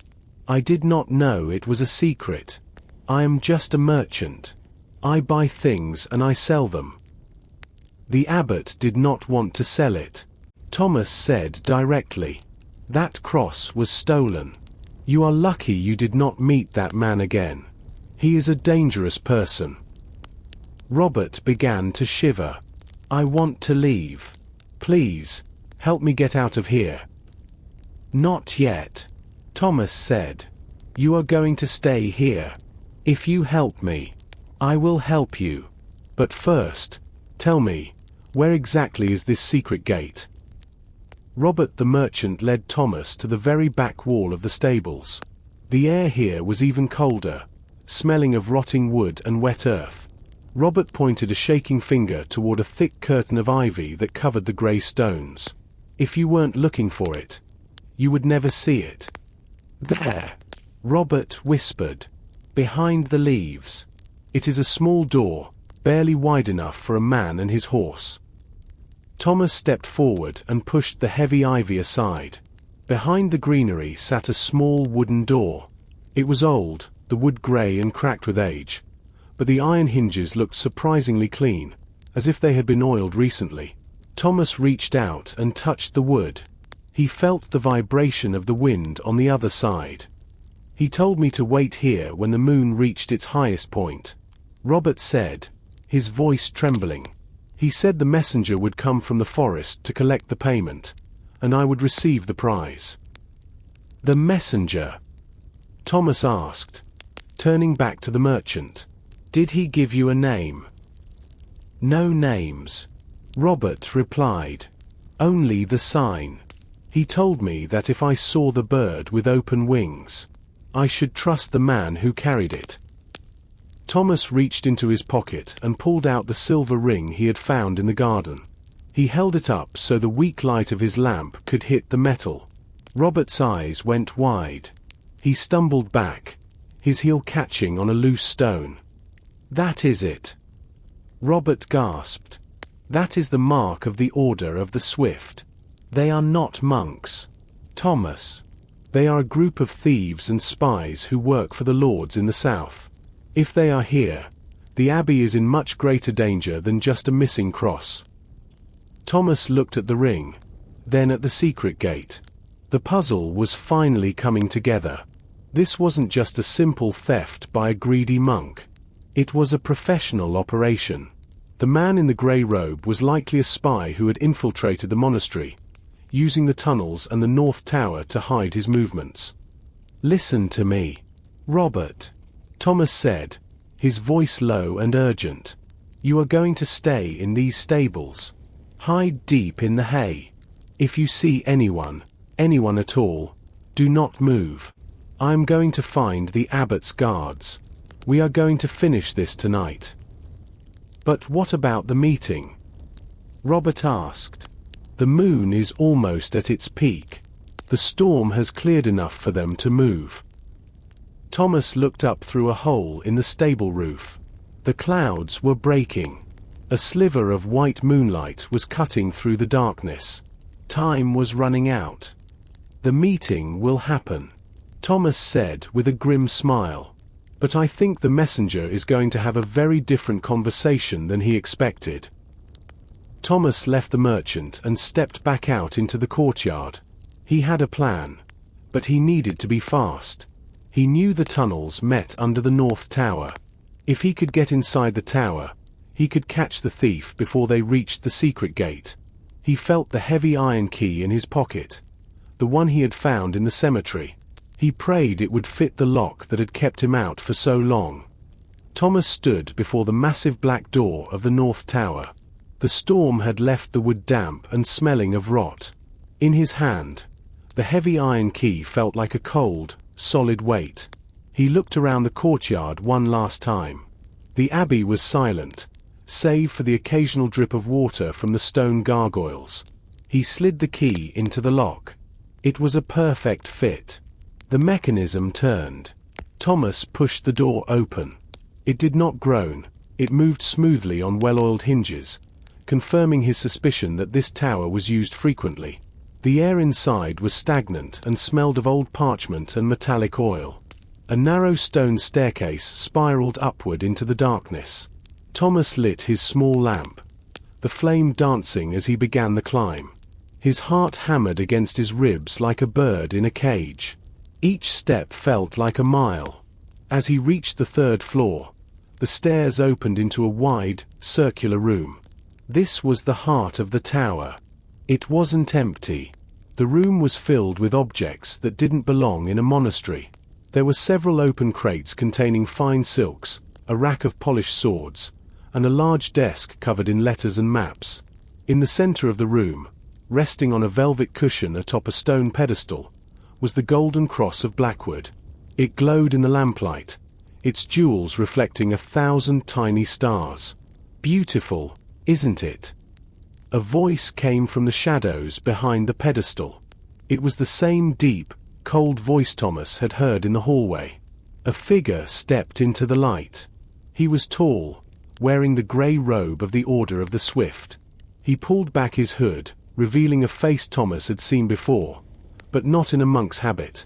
It was the wealthy traveller who had arrived at the abbey the same day as Thomas, the man who claimed to be a merchant but had stayed in the guest wing. "You aren't a monk," Thomas said, his hand tightening on the hilt of his small travelling knife. "And you aren't just a simple traveller." The man replied with a thin smile. "My name is Julian. I am a collector of rare items. This cross has been in this dusty abbey for too long. It belongs in a king's palace, and I am the one who will put it there." "Where is Brother Silas?"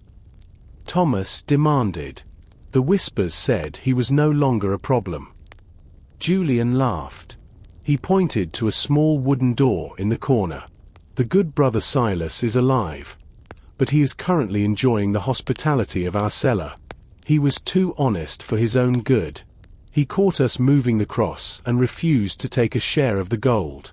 So, we had to retire him." Thomas saw the silver ring on Julian's finger. It was the twin to the one in his pocket. "The abbot knows.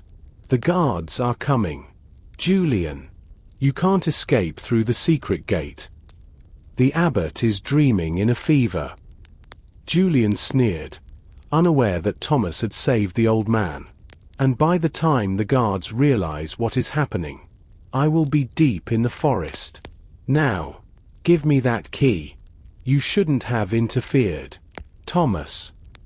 Julian drew a short, wicked-looking blade.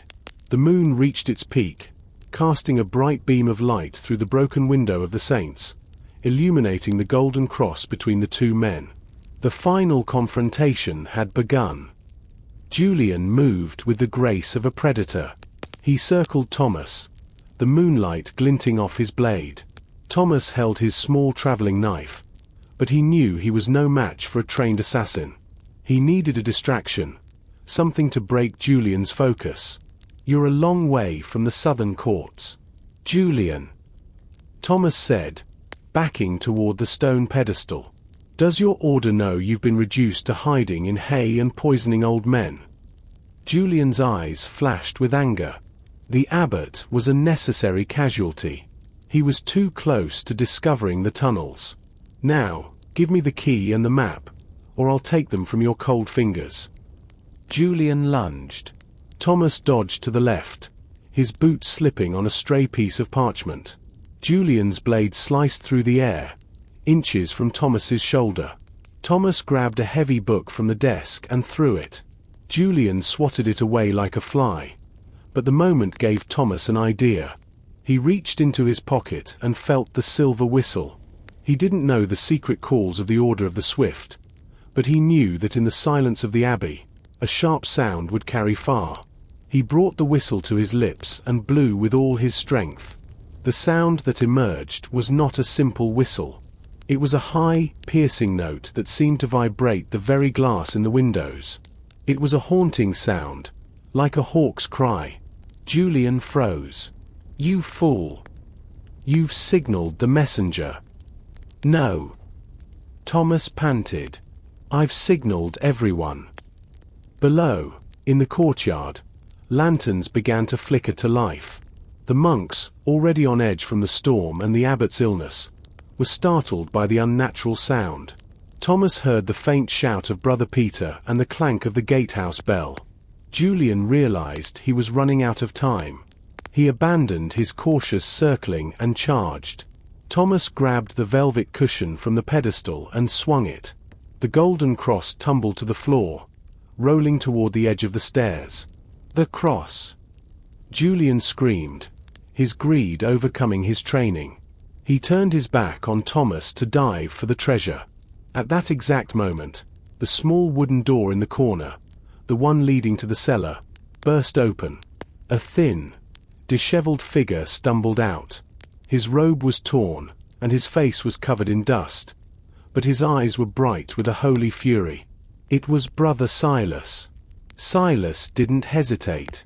He grabbed a heavy iron candle holder from the wall and swung it at Julian. The metal hit Julian's wrist, sending the blade spinning across the stone floor. "Not today, thief!" Silas shouted. Julian scrambled toward the broken window, looking for an escape. But the stairs were already filled with the sound of many feet. The guards and the monks, led by a pale but determined Brother Peter, burst into the room. The scene at the tower. The golden cross, lying safely on the floor, its light undimmed.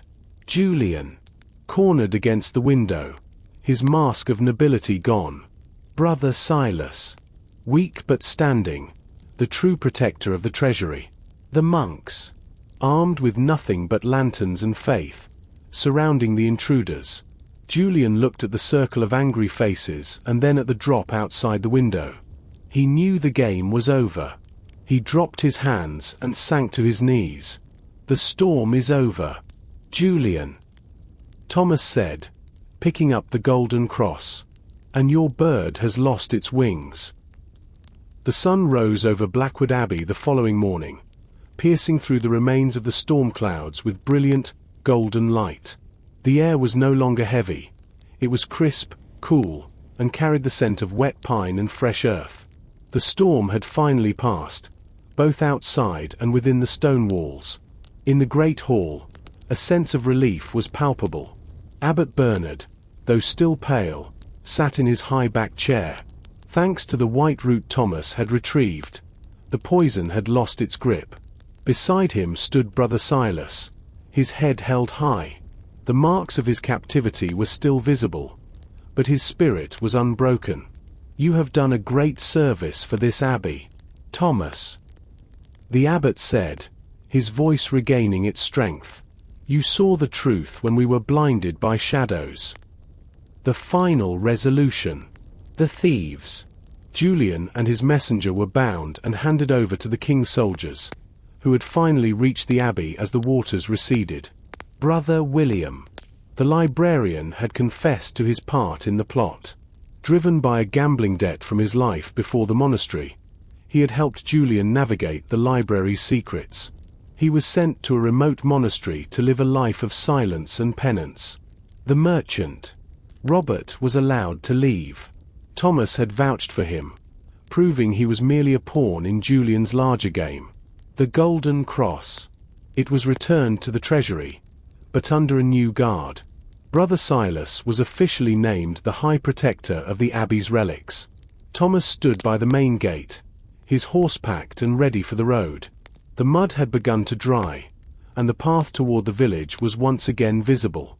Brother Peter held the gate open, no longer suspicious, but smiling with genuine warmth. "Will you stay for the spring feast?" Silas asked, walking up to the gate. "The garden will be in full bloom by then, and the roses you spoke of with Brother John will finally be out." Thomas smiled, adjusting the collar of his coat. "I think I have had enough of Abbey mysteries for one lifetime. Silas, the road is calling, and there are other horizons to see." "Then take this," the abbot said, stepping forward. He handed Thomas a small, leather-bound journal. "It is a record of our history. Perhaps one day, you will add your own travels to its pages. You are always a friend of Blackwood." Thomas mounted his horse. He looked back at the North Tower. The broken window was being repaired, the blue glass glinting in the morning sun. The Abbey was no longer a place of fear. It was once again a sanctuary. "Safe travels, Thomas," the monks called out in unison. With a final nod and a touch of his hat, Thomas turned his horse toward the forest. He felt the weight of the journal in his pocket and the warmth of the sun on his back. The mystery of the Golden Cross was solved, and a new journey was just beginning. Thomas had only been on the road for a few hours when the sun began to hide behind a thick bank of clouds. The warmth he had felt at the Abbey gates was replaced by a sharp, biting wind that smelled of iron and distant smoke. He reached into his coat to pull his scarf tighter, but his fingers brushed against the leather-bound journal the abbot had given him. He pulled the book out. It was a beautiful object, but as he turned it over in his hands, he noticed something strange. The back cover felt slightly heavier than the front. He ran his thumb along the inner spine and felt a thin, sharp ridge. With a curious frown, he used his small traveling knife to gently pry at the leather. The leather popped open, revealing a hidden compartment. Inside was not a prayer or a history, but a small piece of black parchment with silver ink. It was a letter, but it was written in the same bird-like code he had seen on the map. At the bottom was a seal he recognized all too well, the bird with open wings. The cross was but the key. The lock remains at the citadel of Thorn. The messenger failed, but the raven flies at midnight. Find the stone of tears, or the king's blood will water the earth. Thomas pulled his horse to a stop. His heart, which had finally found a steady rhythm, began to race again. The abbot hadn't just given him a gift. He had passed on a burden. Had the abbot known about this secret, or had Julian hidden it there before the journal was gifted? Suddenly, a loud caw echoed from the trees above. A large raven, black as coal, sat on a low branch, watching him with eyes that seemed far too intelligent for a bird. It hopped once, twice, and then took flight, heading south toward the jagged peaks of the Iron Mountains, the direction of the citadel of Thorn. "It seems the road isn't finished with me yet," Thomas whispered to his horse. He looked back toward Blackwood Abbey.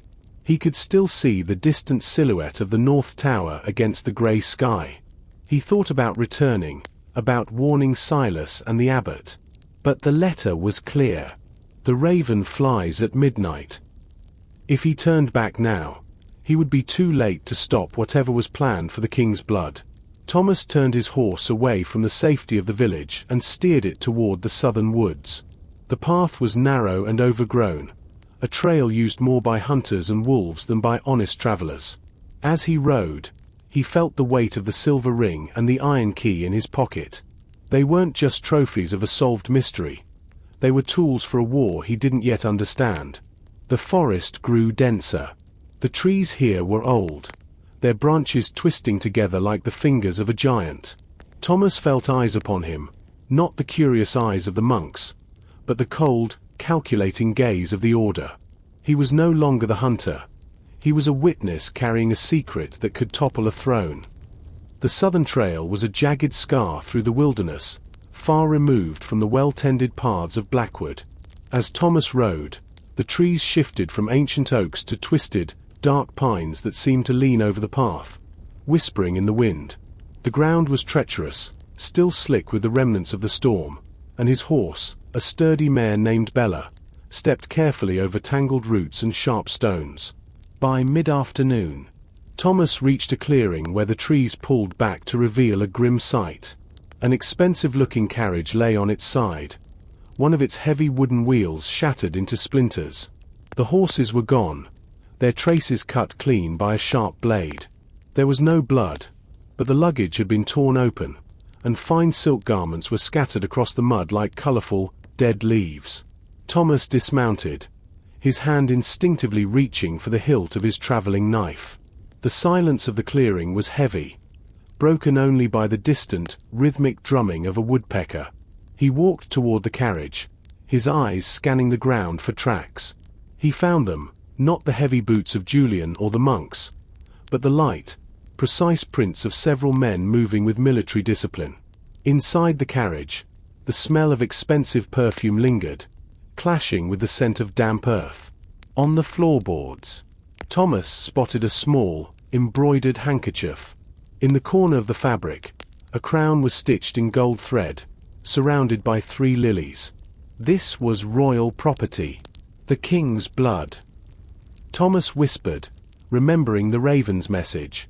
He stepped back from the carriage and noticed something metallic glinting under a pile of discarded silks. He pulled it out, a silver locket, shaped like a teardrop. He pressed a small latch on the side, and the locket clicked open. Inside was not a portrait, but a tiny, glowing stone that pulsed with a faint, blue light. It felt unnaturally cold to the touch, and as he held it, the blue light seemed to flicker in time with his own heartbeat. The Stone of Tears. He realized. This wasn't just a name in a letter. It was an object of power. A sudden rustle in the bushes to his left made him spin around. A young boy, no older than 12, crawled out from beneath a thicket of thorns. His face was smudged with soot, and his eyes were wide with a terror so deep he couldn't even scream.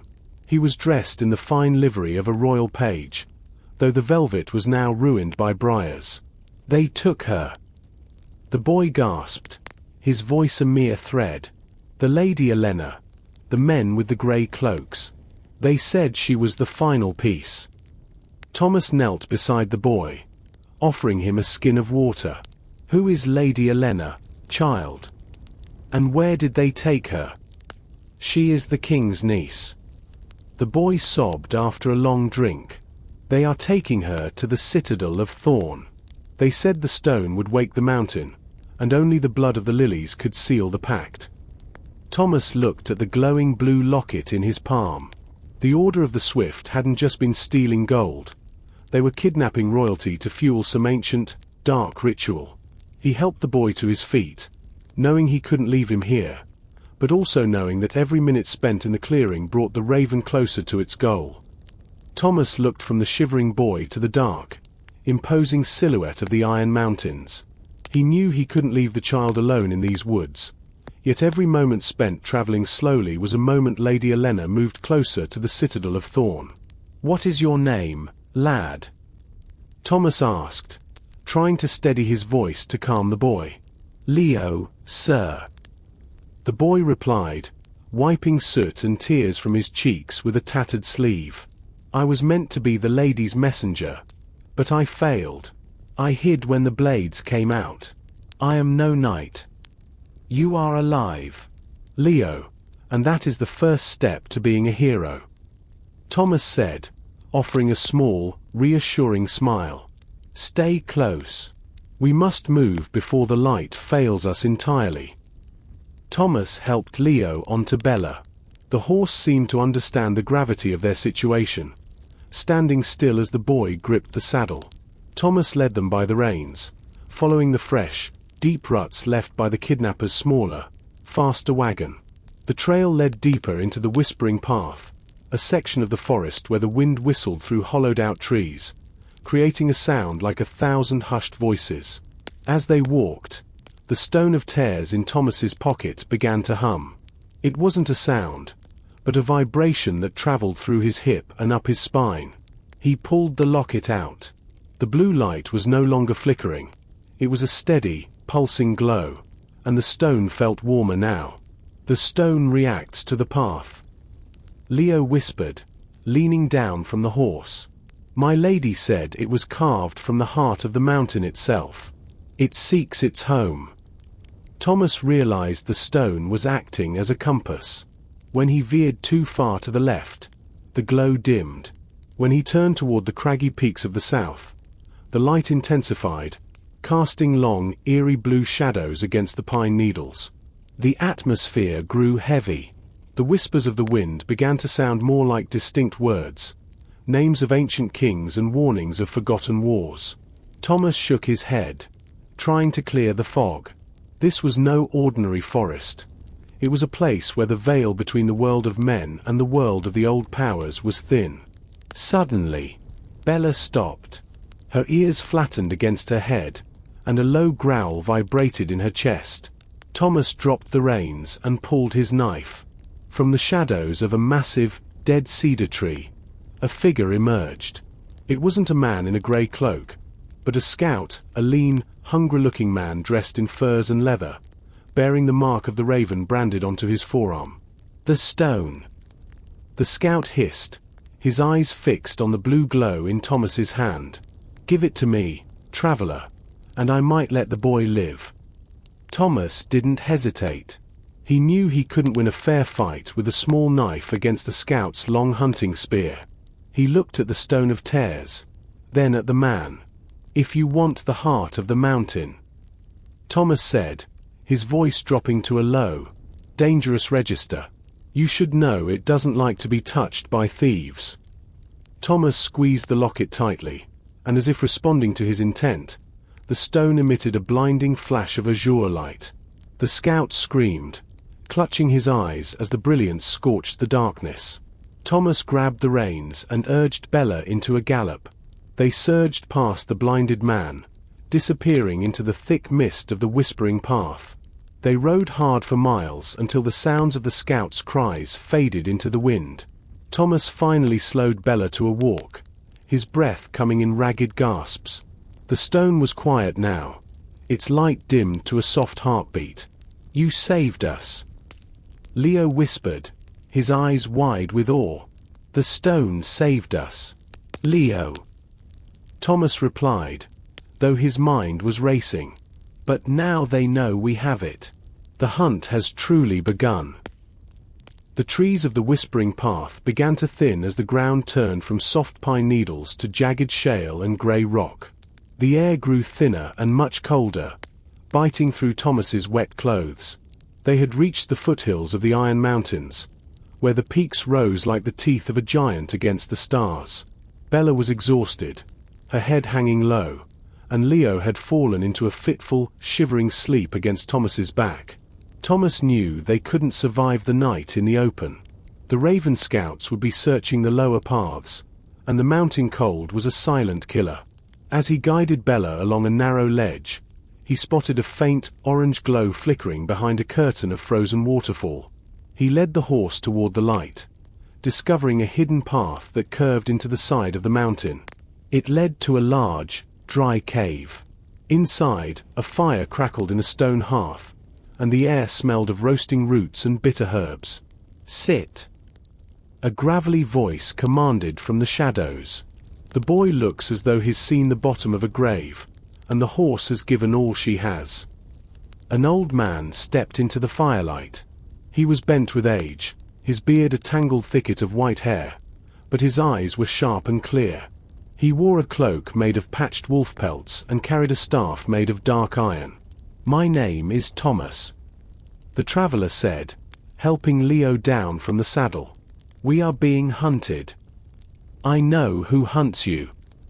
The hermit replied, gesturing for Thomas to sit by the fire. And I know what you carry in your pocket. The Stone of Tears hasn't sung that loudly in 50 years. I am Kalen, once a guardian of the high passes, now just a ghost in the rocks. Kalen handed Thomas a bowl of hot broth. As Thomas ate, the hermit unrolled a piece of ancient vellum on the floor. It was a map of the Iron Mountains, but it showed more than just trails. It showed a network of veins running deep into the earth. The Citadel of Thorn isn't just a fortress. Kalen explained, his finger tracing a path to the highest peak. It sits atop the heart of the world. The Order of the Swift are not mere thieves. They are acolytes of a forgotten cult. They believe that by spilling royal blood upon the Stone of Tears at the peak, they can awaken the mountain spirit, a force of fire and earth that will burn the kingdoms of men to ash. Thomas looked at the map. They have Lady Elena. How do we get inside? The main gates must be guarded by hundreds. Kalen shook his head. The gates are a trap. But there is a way through the throat of the mountain, a series of old mining tunnels that lead directly into the ritual chamber. It is a path of darkness and shadows, but with that stone, you might just find the way.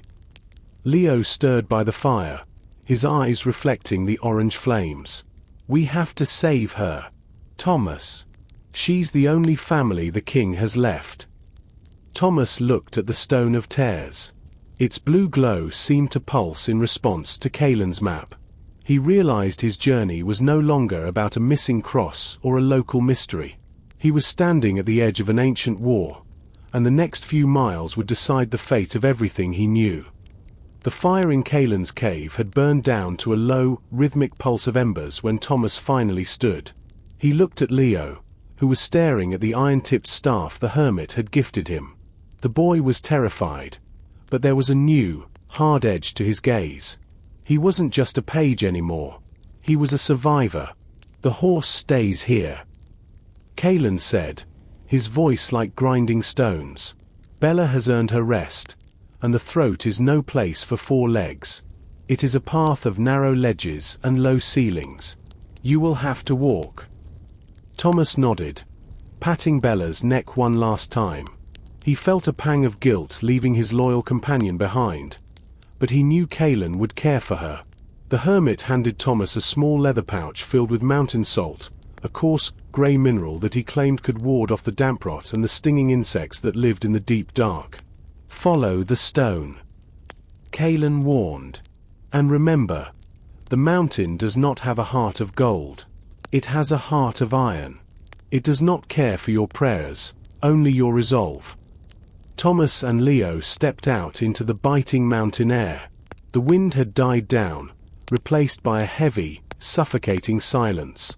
Kalen led them a few hundred yards up a treacherous shale slope to a narrow vertical crack in the basalt wall. It looked like a wound in the earth, barely wide enough for a man to squeeze through. This is the throat, Kalen whispered. May the stone guide you where the sun cannot. They squeezed into the crack. For the first 50 paces, the walls pressed against Thomas's shoulders, cold and damp. He felt the weight of the entire Iron Mountain range pressing down on him. Then, the walls fell away, and they emerged into a vast, subterranean gallery. The air here was different. It was ancient, smelling of wet dust and copper. Thomas pulled the Stone of Tears from his pocket. In the total darkness of the cave, the gem didn't just glow, it blazed. A brilliant azure light filled the chamber, revealing towering pillars of limestone that looked like the frozen ribcage of a dragon. It's beautiful, Leo whispered, his voice echoing endlessly through the dark. It's a maze, Thomas corrected. He looked at the floor. The mining tunnels Kalen mentioned were visible now, man-made shafts reinforced with rotting timber that branched off from the natural cavern. The Stone of Tears pulsed with a steady, warm vibration. Thomas turned slowly, watching the intensity of the blue light. When he pointed the locket toward a tunnel on the far right, the glow turned a deep, fiery violet. This way, Thomas said. As they walked, the silence was broken by a rhythmic sound. Beneath the water, There was something else, a low, melodic humming that seemed to come from the stone itself. It sounded like a choir singing in a language that predated speech. Suddenly, Leo stopped, grabbing Thomas's coat. "Did you see that?" "See what?" "A shadow." Leo pointed toward a cluster of stalagmites. It didn't move like a man. It moved like the light itself was dodging something. Thomas raised the stone. The blue light cut through the gloom, but the shadows seemed to twist and stretch in ways that defied logic.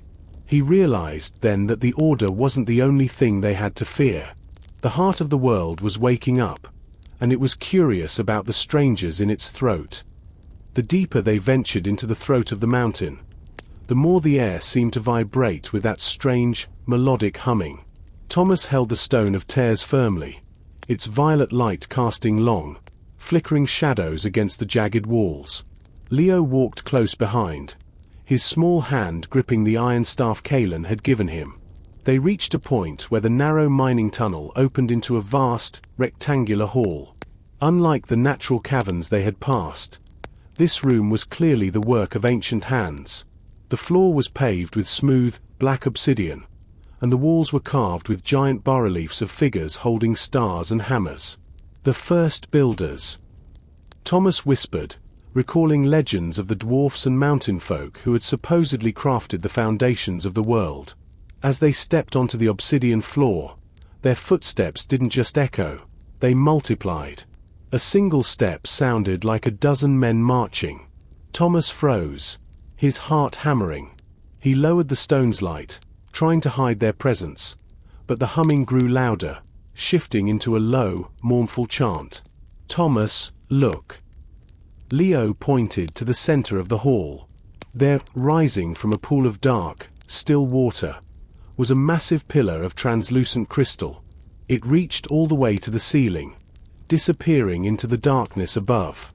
Inside the crystal, something was moving, faint, swirling clouds of silver gas that looked like trapped spirits.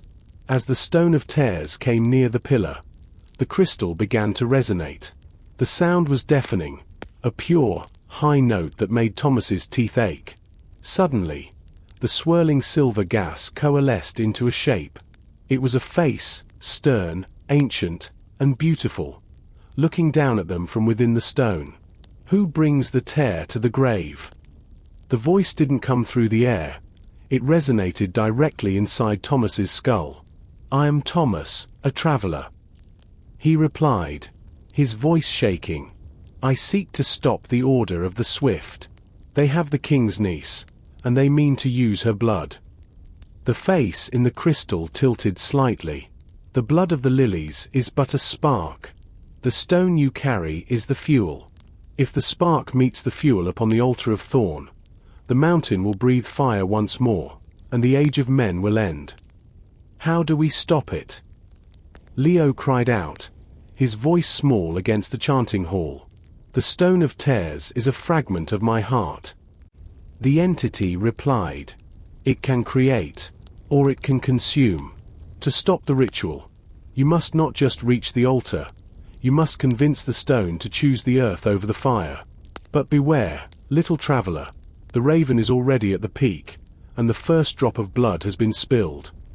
With a final, shimmering pulse of light, the face vanished, and the hall fell into a heavy, oppressive silence. The violet light of the stone turned a dark, angry red. "The first drop," Thomas muttered.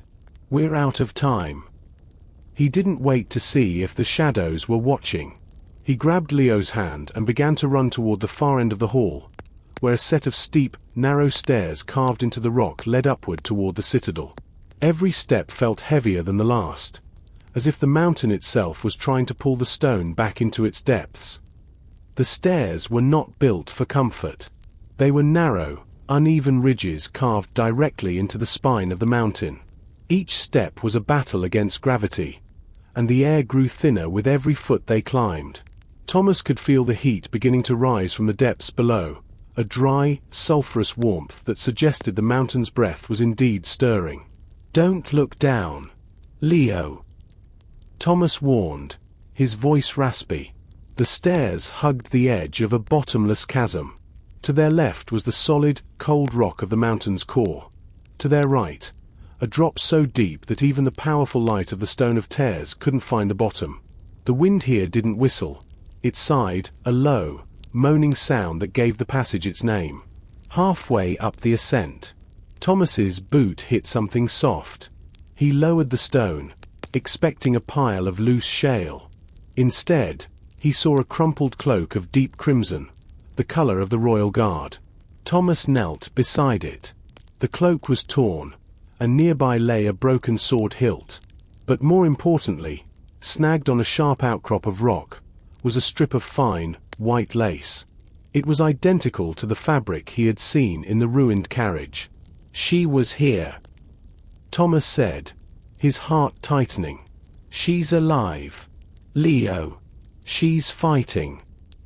"But the guard," Leo whispered, looking at the empty space where a body should have been. "The order doesn't leave witnesses," Thomas replied grimly. He pocketed the scrap of lace. It felt cold, but the stone in his other hand was growing hot, almost too hot to hold. The red glow was now a pulsing crimson, synchronized with the rhythmic thumping he felt beneath his feet. The mountain wasn't just humming anymore. It was beating like a heart. Suddenly, a stone tumbled from above, clicking against the stairs before vanishing into the abyss. Thomas pulled Leo into the shadow of a small alcove. High above them, a flickering torchlight appeared. Two figures in grey cloaks were descending, their voices echoing in the narrow shaft. "The master says the girl is ready," one hissed. "But the stone is still missing. If the scout doesn't return with it by the final bell, the blood alone won't be enough to bind the spirit. We'll all burn." "The scout is dead," the second voice replied. "I saw the blue flash from the foothills. Someone else has the tear. We find them, or we don't come back." Thomas pressed his back against the cold stone, holding his breath. He looked at the Stone of Tears in his hand. The crimson light was bright, dangerously bright. If the men looked down, they would see the glow instantly. He had to make a choice: hide and hope they passed, or use the stone's remaining power to clear the path. But Kalen's warning echoed in his mind. "The mountain does not care for your prayers, only your resolve." Thomas didn't hide. He stepped out onto the ledge, holding the stone high. "Looking for this," he shouted. The grey-cloaked men froze. Before they could draw their blades, Thomas squeezed the stone. A wave of concussive red energy erupted from the gem. It wasn't a flash of light this time. It was a physical force. The stairs trembled, and a shower of dust fell from the ceiling. The two men were thrown backward by the sheer pressure of the mountain's anger, disappearing into the darkness of the upper reaches. "Go," Thomas urged Leo, "before the rest of them come." They scrambled up the remaining steps, their lungs burning, until they reached a heavy iron grate set into the ceiling. This was the end of the throat. Above them lay the citadel of Thorn. Thomas gripped the iron bars of the grate. They were cold, rusted, and slick with the condensation of the mountain's breath. He pushed with all his might, but the grate didn't budge. It was locked from the other side, likely by a heavy bolt or a stone slab. "Help me, Leo," Thomas grunted. The boy dropped his staff and pressed his small shoulders against the iron. Together, they heaved. The metal groaned, loud enough to wake every guard in the citadel. With a final, agonizing crack, the bolt snapped, and the grate swung upward. They scrambled through the opening and found themselves in a narrow, windowless corridor. The walls were made of massive, fitted blocks of grey basalt, and the floor was cold enough to sap the heat from their boots. This was the sub-basement of the Citadel of Thorn, the level where the blood of the lilies was likely being held. The Stone of Tears was no longer glowing red. It had settled into a low, menacing thrum of violet. It acted like a magnet, pulling Thomas's hand toward the left. They followed the pull, moving like ghosts through the shadows. The corridor opened into a larger chamber filled with iron cages and chains. It was a dungeon, but it was empty of prisoners. The only thing inhabiting the room was the smell of incense, the sweet, cloying scent used by the Order during their rituals. "Thomas, look," Leo whispered, pointing to a heavy oak door at the far end of the room. The door was slightly ajar. Thomas approached it cautiously, peering through the gap. Inside was a small, circular cell. A woman sat on a stone bench, her back to the door. Her hair was the color of spun gold, though it was now matted with dust. She wore a dress of white silk, torn and stained, but she sat with a posture that commanded respect even in a cage. "Lady Elena?" Thomas asked quietly. The woman turned. Her eyes were sharp and blue, filled with a fierce intelligence that hadn't been dimmed by her ordeal. She didn't scream or cry out. She simply looked at Thomas, then at the glowing stone in his hand. "You are the traveler the raven spoke of," she said, her voice steady. "They said a fool was carrying my heart through the mountains. I am Thomas. And this," he gestured to the boy who had just appeared behind him, "is Leo. He's been very brave." At the sight of the boy, Elena's stern expression broke. She rushed to the bars of her cell. "Leo, you're alive. I thought. I saw the guards go after the carriage. Thomas saved me. My lady," Leo said, his voice cracking with emotion. "And he has the stone. Then you must listen to me," Elena said, her voice dropping to an urgent whisper. "The leader of the Order, a man named Malachi, is at the altar of the peak. He has already begun the invocation. He doesn't need all my blood, Thomas. He only needs enough to bridge the gap between the living world and the mountain's core. He took the first drop an hour ago. How do we get you out?" Thomas asked, examining the lock. "The key is with the warden, a brute who stays in the guardroom above," she replied. "But the lock doesn't matter. If Malachi finishes the ritual, the mountain will collapse, and this citadel will become our tomb. You must take the stone to the altar. You must disrupt the flow of energy before the midnight bell."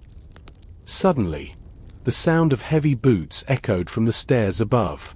Multiple men were descending, their torches casting orange flickers against the basalt walls. "They're coming for me," Elena said, her eyes meeting Thomas's. "They need me at the altar for the final transition. Hide. If they find you now, the stone is lost." Thomas pulled Leo into the shadows behind a row of empty cages. He gripped the stone of tears, feeling its violet warmth. He didn't want to leave the Lady Elena in her cell, but he knew she was right. If he played his hand now, he would be overwhelmed. He had to reach the peak. He had to meet Malachi on the altar. Thomas and Leo huddled in the freezing shadows of the dungeon as the heavy boots reached the bottom of the stairs. Two men entered. One was a standard Order scout, but the other was a giant. He stood nearly 7 feet tall, clad in blackened iron plates that clanked with every movement. A massive ring of keys hung from his belt, and he carried a flail topped with a spiked lead ball. This was the warden. "Time to move, little Lily," the warden growled, his voice muffled by a thick iron visor. He slammed his gauntlet against the bars of Elena's cell, the sound ringing like a death knell. Thomas watched from behind the rusted cages. He saw the warden unlock the cell and pull Lady Elena out by her arm. She didn't struggle. She kept her chin high, her eyes fixed on the shadows where she knew Thomas was hiding. As they dragged her toward the stairs, the warden paused. He sniffed the air, his helmet tilting toward the back of the room. "Smell that, Harek?" the warden asked the scout. "Smells like lavender and road dust. We have rats in the cellar." The scout drew his sword, his eyes darting around the dark corners. The travelers. But how could they get past the throat? Doesn't matter how. The warden spat. Find them. Kill the boy. But bring me the one with the stone. Malachi wants his heart on the altar too. The warden continued up the stairs with Elena, but the scout stayed behind. He began to kick over the empty cages, moving closer and closer to Thomas and Leo. Thomas knew they couldn't stay hidden much longer. He looked at the stone of tears. It was pulsing a deep, vibrant violet now, humming with a frequency that made the very air feel thick. Leo. Thomas whispered. When I move, run for the stairs. Don't look back. But Thomas. Go. Thomas stepped out from the shadows, the stone held high. The scout turned, a cruel grin spreading across his face. But it vanished as the violet light hit him. It wasn't a flash this time. It was a beam of pure, concentrated gravity.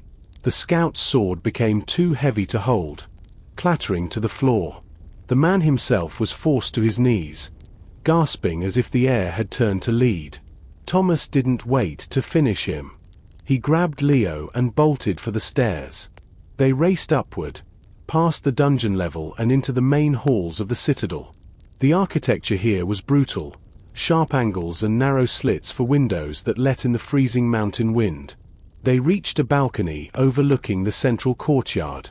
Below, hundreds of men in grey cloaks were gathered, holding torches that formed a river of fire leading up to the highest peak. In the center of the crowd, the warden was leading Elena toward a spiral path that wound around the outside of the main tower. They're taking her to the summit. Leo panted. Thomas looked at the path. It was a climb that would take them directly through the heart of the enemy's strength. But the stone in his hand was pointing elsewhere. It was pulling him toward a small, inconspicuous door set into the base of the great tower. The map. Thomas remembered. The stone seeks the earth over the fire. We aren't going around the mountain. Leo, we're going through it. He pushed open the door, revealing a service lift, a series of pulleys and ropes used to haul stone to the upper floors.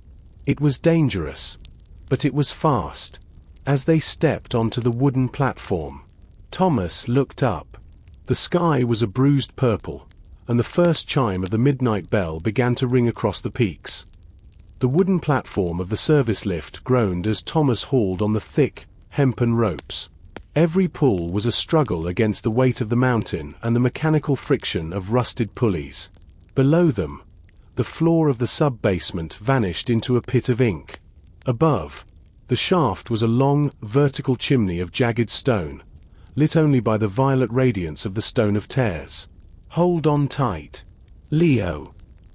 Thomas whispered, his muscles burning. The lift jerked upward, vibrating with a rhythmic rhythm that echoed the beating heart of the mountain. As they rose, the air changed.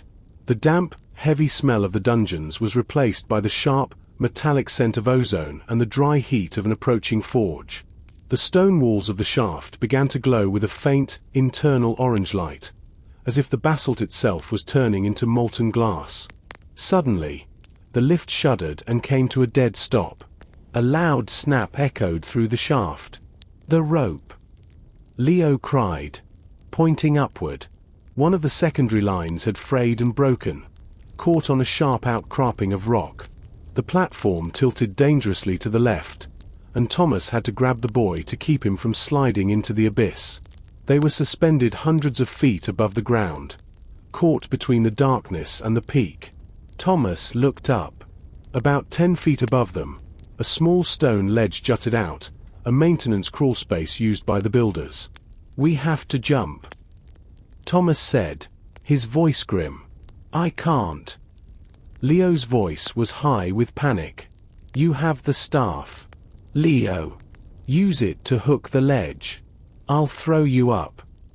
Without waiting for the boy to argue, Thomas hoisted him onto his shoulders. The lift swayed and groaned, the remaining rope singing with the strain.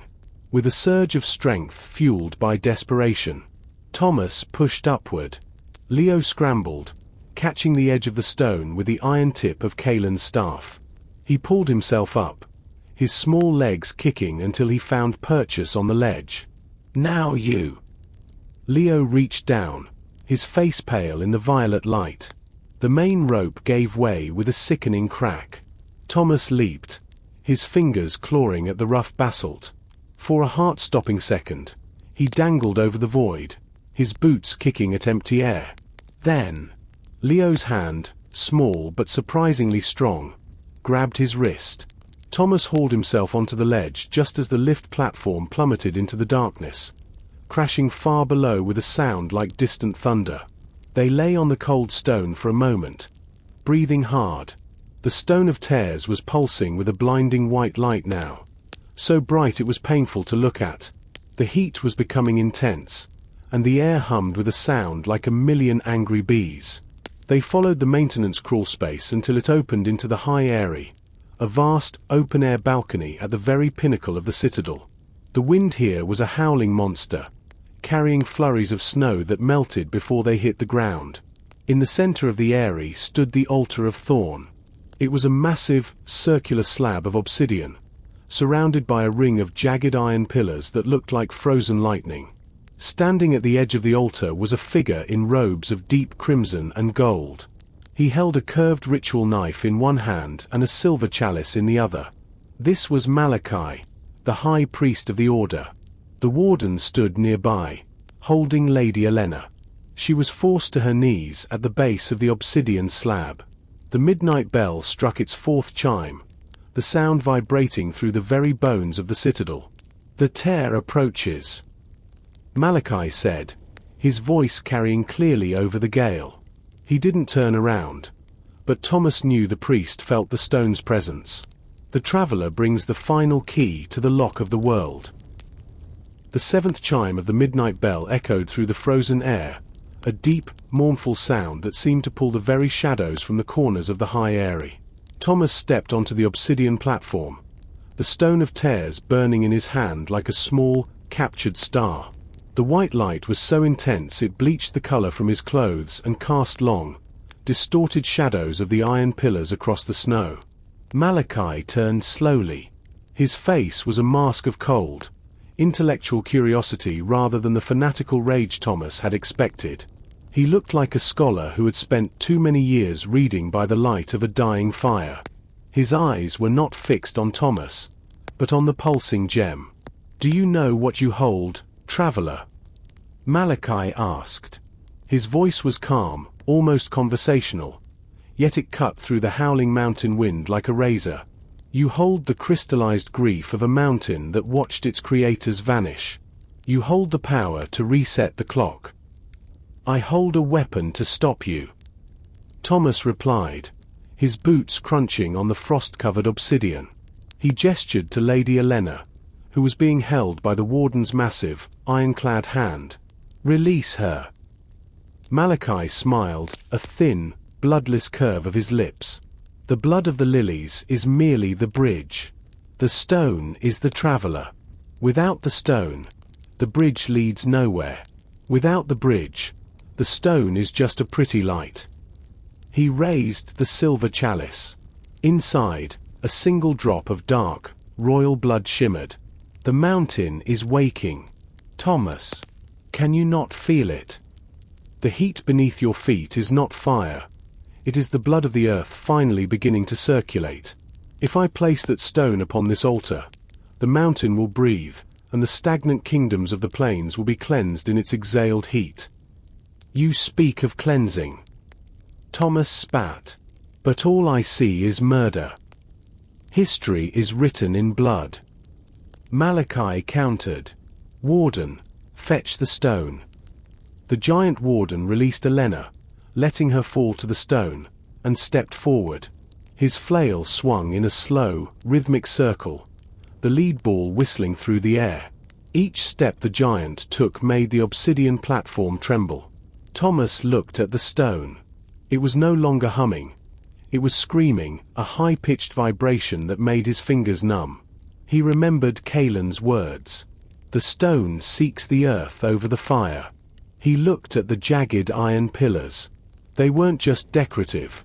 They were conductors, drawing energy from the peak and funneling it into the altar. "Leo, the staff!" Thomas shouted. As the warden lunged, his flail crashing down where Thomas had stood a second before. Leo sprinted forward. The boy didn't attack the giant. He drove the iron-tipped staff into a narrow crack at the base of the nearest iron pillar. The stone of tears reacted instantly. A bolt of white lightning arched from the gem to the iron staff, grounding the energy of the mountain. The altar buckled. A massive crack split the obsidian slab down the middle, and the internal orange light of the mountain flared into a terrifying, blinding crimson. "No!" Malachi screamed, his calm mask shattering. "You're breaking the circuit." The warden roared in pain as the feedback of the mountain's energy surged through his iron armor. Thomas didn't wait. He ran toward Lady Elena, but Malachi was faster. The priest lunged with his ritual knife, the blade glowing with a sickly, dark light. Malachi's blade descended like a falling star, but Thomas was no longer the simple traveler who had entered Blackwood Abbey weeks ago. He had walked through the throat of the mountain and felt the pulse of the world's heart. He rolled beneath the priest's strike, the heat from the cracked obsidian floor singeing his hair. "The stone belongs to the mountain, not to your ambition," Thomas shouted. He didn't use the stone of tears as a shield. He used it as a key. He slammed the glowing gem directly into the fissure Leo had created. The reaction was instantaneous. The white light of the stone merged with the crimson fire of the mountain, creating a blinding violet eruption that knocked everyone to their knees. The warden, his armor now a conductor for the mountain's raw electricity, collapsed. He lay motionless, the silver keys on his belt glowing cherry red. Malachi scrambled back, his fine robes catching fire from the sparks jumping across the altar. "You've ruined it," Malachi wailed, his voice cracking. "The transition, it's going inverted." The energy that was supposed to cleanse the kingdoms was now flowing backward, being sucked into the stone of tears. The iron pillars around the altar began to melt, their liquid metal hissing as it ran into the cracks. The entire high area groaned, the stone beneath them tilting as the citadel's foundations began to shift. Thomas grabbed Lady Elena's hand, pulling her to her feet. "We have to leave. Now." "The boy," Elena cried, pointing toward the edge of the platform. Leo was clinging to his iron staff, which was still wedged into the pillar. The staff was vibrating so violently that the boy's hands were starting to bleed. Thomas lunged for him, grabbing Leo's collar just as the pillar shattered into 1,000 shards of molten iron. "The lift is gone," Leo shouted over the roar of the mountain. "How do we get down?" Thomas looked at the sky. The midnight bell was striking its final chime. The clouds above the citadel were being pulled into a massive, swirling vortex, centered directly on the stone of tears. The vacuum created by the energy reversal was pulling the very air from their lungs. "There!" Elena pointed to a secondary balcony where a line of large, white birds were tethered. They were giant mountain hawks, used by the Order's messengers to fly between the peaks. They sprinted toward the balcony as the altar of thorn finally exploded behind them. A pillar of violet light shot into the sky, piercing the vortex and illuminating the world for miles in every direction. Malachi was gone, swallowed by the light of his own failed creation. Thomas cut the leather straps of the largest hawk with his knife. He helped Elena and Leo onto the bird's broad back and climbed on behind them. The hawk, terrified by the mountain's roar, didn't need any encouragement.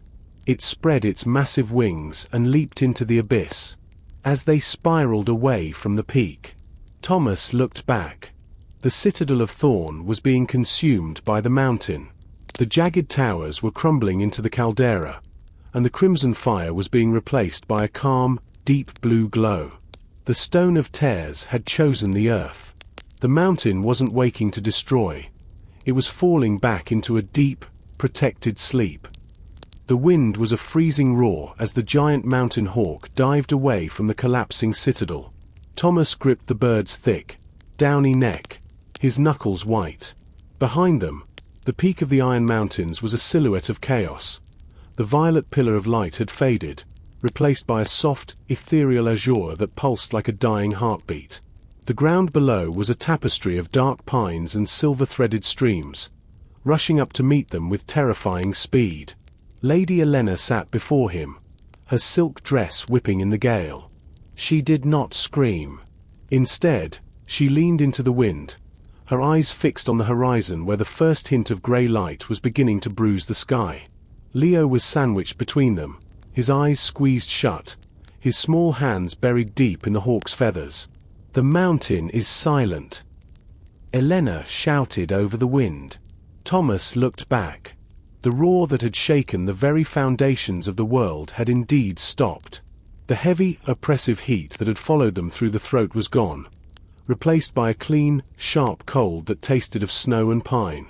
The stone of tears, still clutched in Thomas's pocket, had finally grown cold. Its purpose was served. The hawk, sensing the danger behind them was over, began to level its flight. It glided on the rising thermals of the dawn, its wingspan casting a shadow like a dark cross over the forest below. They were heading north, back toward the rolling hills that led to the capital city of Oakhaven. As the sun finally broke over the horizon, painting the world in shades of orange and pink, the hawk began its descent. It landed with a heavy, rhythmic flapping of wings in a wide meadow a few miles south of the capital's outskirts. The grass was silver with morning dew, and the air was filled with the waking songs of birds. Normal birds, not the dark ravens of the order. Thomas slid off the hawk's back, his legs feeling like jelly. He helped Elena down, and then Leo, who collapsed onto the soft grass and kissed the ground. "We are safe," Leo whispered, his voice trembling. "We are actually safe." Thomas reached into his pocket and pulled out the stone of tears. It no longer glowed. It looked like a simple, polished piece of blue glass, dull and lifeless. The heart of the mountain had returned to the earth, leaving only this empty husk behind. "The order is broken," Elena said, her voice regaining the regal authority of a princess. She looked at the smoldering peaks in the distance. But their roots were deep. Malachi was just a branch. "We must reach my uncle, the king, before the news of the citadel's fall reaches the city." Thomas looked at her. He was covered in soot, mud, and dried blood. His clothes were tattered, and he felt older than he had a week ago. He was a traveler, a man of the road, and now he was standing in a meadow with the heir to a throne. "I have the map and the records from the abbey," Thomas said. "They name the lords who funded the order. Your uncle will have the proof he needs to purge the court." "Then come with us, Thomas," Elena said, reaching out to touch his arm.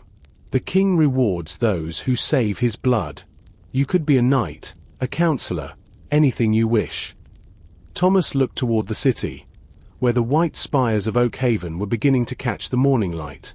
Then he looked at the open road that wound away into the western forests. "A knight needs a castle," Thomas said with a faint, tired smile. "And a counselor needs a chair. I think I prefer the saddle and the stars." The walk toward the capital was long and quiet. Without the urgency of a chase, the exhaustion finally settled into Thomas's bones. They followed a merchant's road, paved with ancient stones that grew smoother as they approached the city. Lady Elena walked with a graceful strength that surprised Thomas. She was no longer the fragile captive in the torn white dress, but a survivor whose every step reclaimed her status. As the sun climbed higher, the massive white walls of Oakhaven appeared. The city was built in a giant circle, with the king's palace at the center like the hub of a wheel. The white stone of the walls was so bright it almost hurt to look at, earning the city its name. At the south gate, the guards were on high alert. They stood with spears crossed, their armor polished to a mirror finish. When they saw the bedraggled trio approaching, a soot-covered traveler, a page in ruined velvet, and a woman in a tattered gown. They leveled their weapons. "Halt!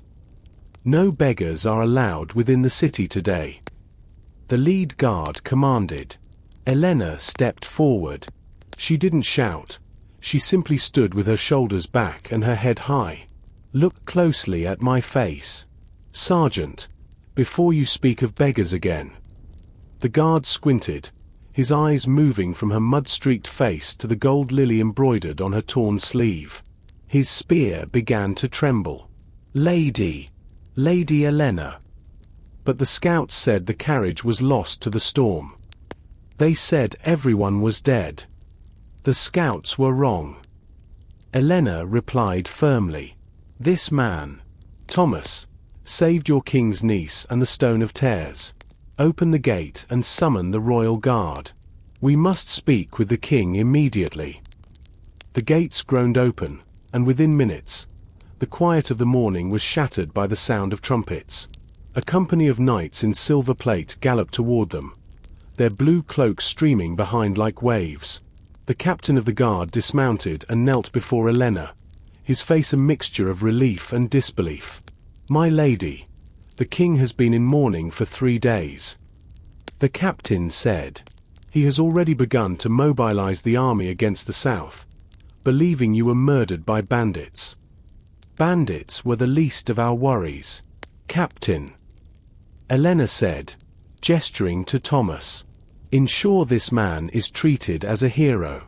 He carries the records of the traitors within our own walls." Thomas felt thousands of eyes on him as they were led through the city. The people of Oakhaven had flooded the streets, whispering and cheering as they realized their princess had returned. But Thomas wasn't looking at the crowds.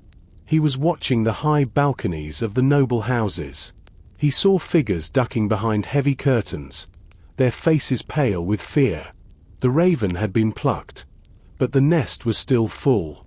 They were brought to the throne room, a vast hall with high vaulted ceilings and windows of stained glass that told the history of the realm.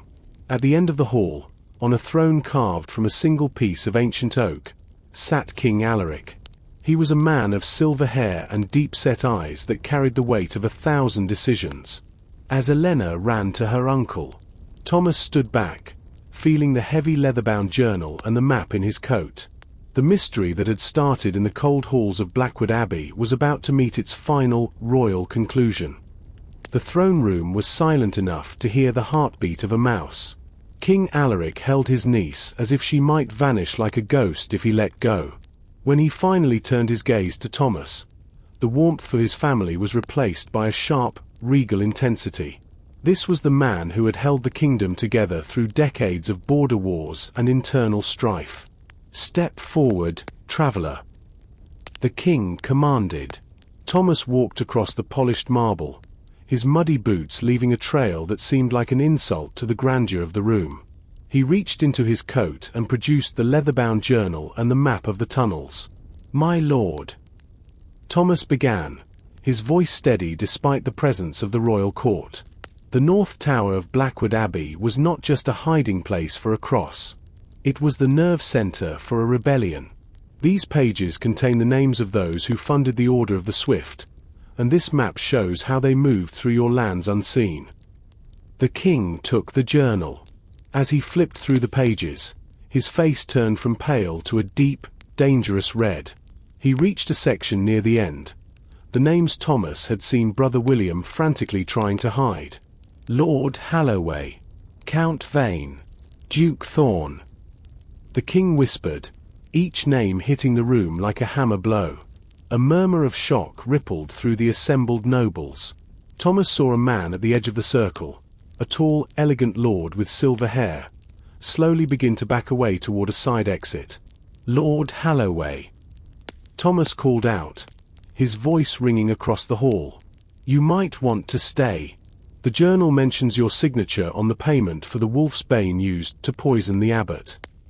The silver-haired man froze. He didn't look at Thomas. He looked at the king. In a desperate move, he reached for a concealed dagger in his belt. But the king's guards were faster. Before Halloway could draw the blade, 3 spears were at his throat. Take them all. King Alaric roared. Every man named in this book. Strip them of their titles and throw them into the deep vaults. We will find how far this rot has spread. As the guards cleared the room, the king turned back to Thomas. He looked at the stone of tears, now a dull piece of glass, which Thomas placed on a silk cushion held by a page. The king's decree. For Lady Elena. A month of rest and the restoration of her personal guard. For Leo. Promotion to squire of the royal house, with a promise of training under the captain of the guard. For Thomas. A chest of gold and the title of King's Eyes, a position of high honor. I cannot accept the title. Your Majesty. Thomas said, bowing slightly. The King's Eyes belong in a palace. My eyes prefer the open road. The king laughed, a sound that finally broke the tension in the room. Elena said you would say that. She also said you were the most stubborn man she had ever met. Very well. The gold is yours, and you shall have a horse from my own stables to replace the one you left in the mountains. Thomas looked at Elena. She smiled, a sad but knowing expression. She knew that men like Thomas were like the wind. They could save you from a fire, but they could never be kept in a cage, no matter how golden the bars. The mystery is solved, then? Leo asked, looking up at Thomas with wide, hopeful eyes. The mystery of Blackwood is over, Leo. Thomas replied, ruffling the boy's hair. But the world is a big place. There's always another shadow somewhere. The victory feast in the great hall of Oakhaven was a blur of music, roasted meats, and heavy wine. To the nobles, it was a celebration of a purged court. To the commoners, it was the return of their beloved princess. But for Thomas, the opulence felt suffocating. The air was too thick with the scent of lilies and beeswax, and the stone walls of the palace, though white and grand, reminded him too much of the cells in the citadel of Thorn. Long before the sun rose on the following morning, Thomas found himself in the royal stables.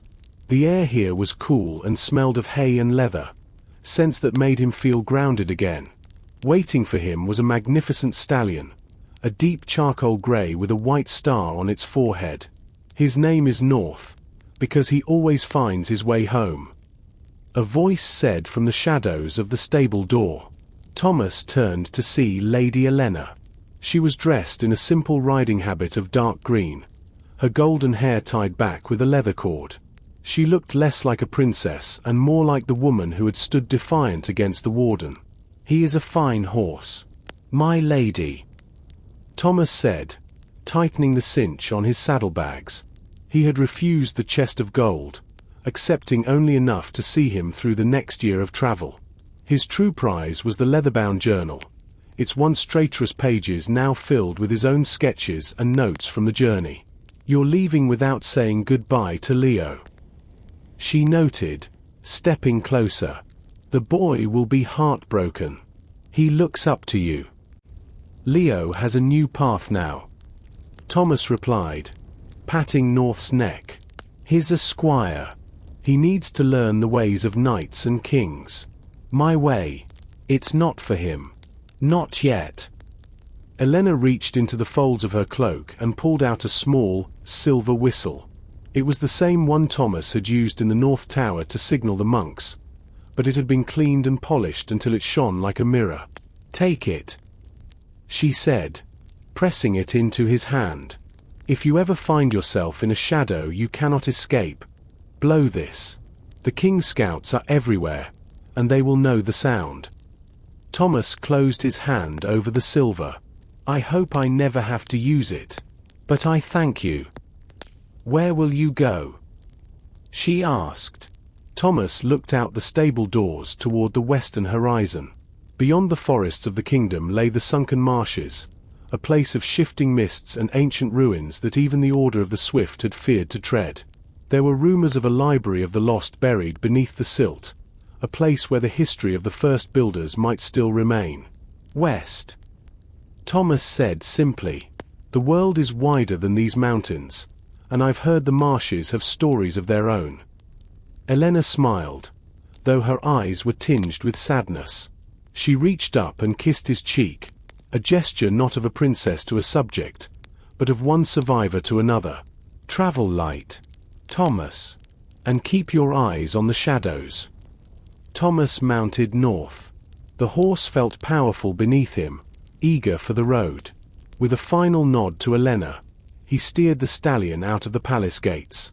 The city was still asleep, the white towers ghostly in the pre-dawn light. As he passed the outer walls, he felt the weight of the last few weeks begin to lift. He wasn't a hero, a savior, or a king's eye. He was just Thomas, and the road was calling. The transition from the lush, ordered forests of Oakhaven to the outskirts of the Sunken Marshes happened slowly, then all at once. For 3 days, Thomas and North traveled through thinning woodlands where the trees grew stunted and their bark turned a sickly, weeping grey.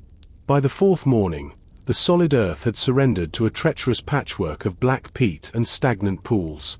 A thick, yellowish mist clung to the ground, never rising higher than a horse's knees but effectively obscuring the path.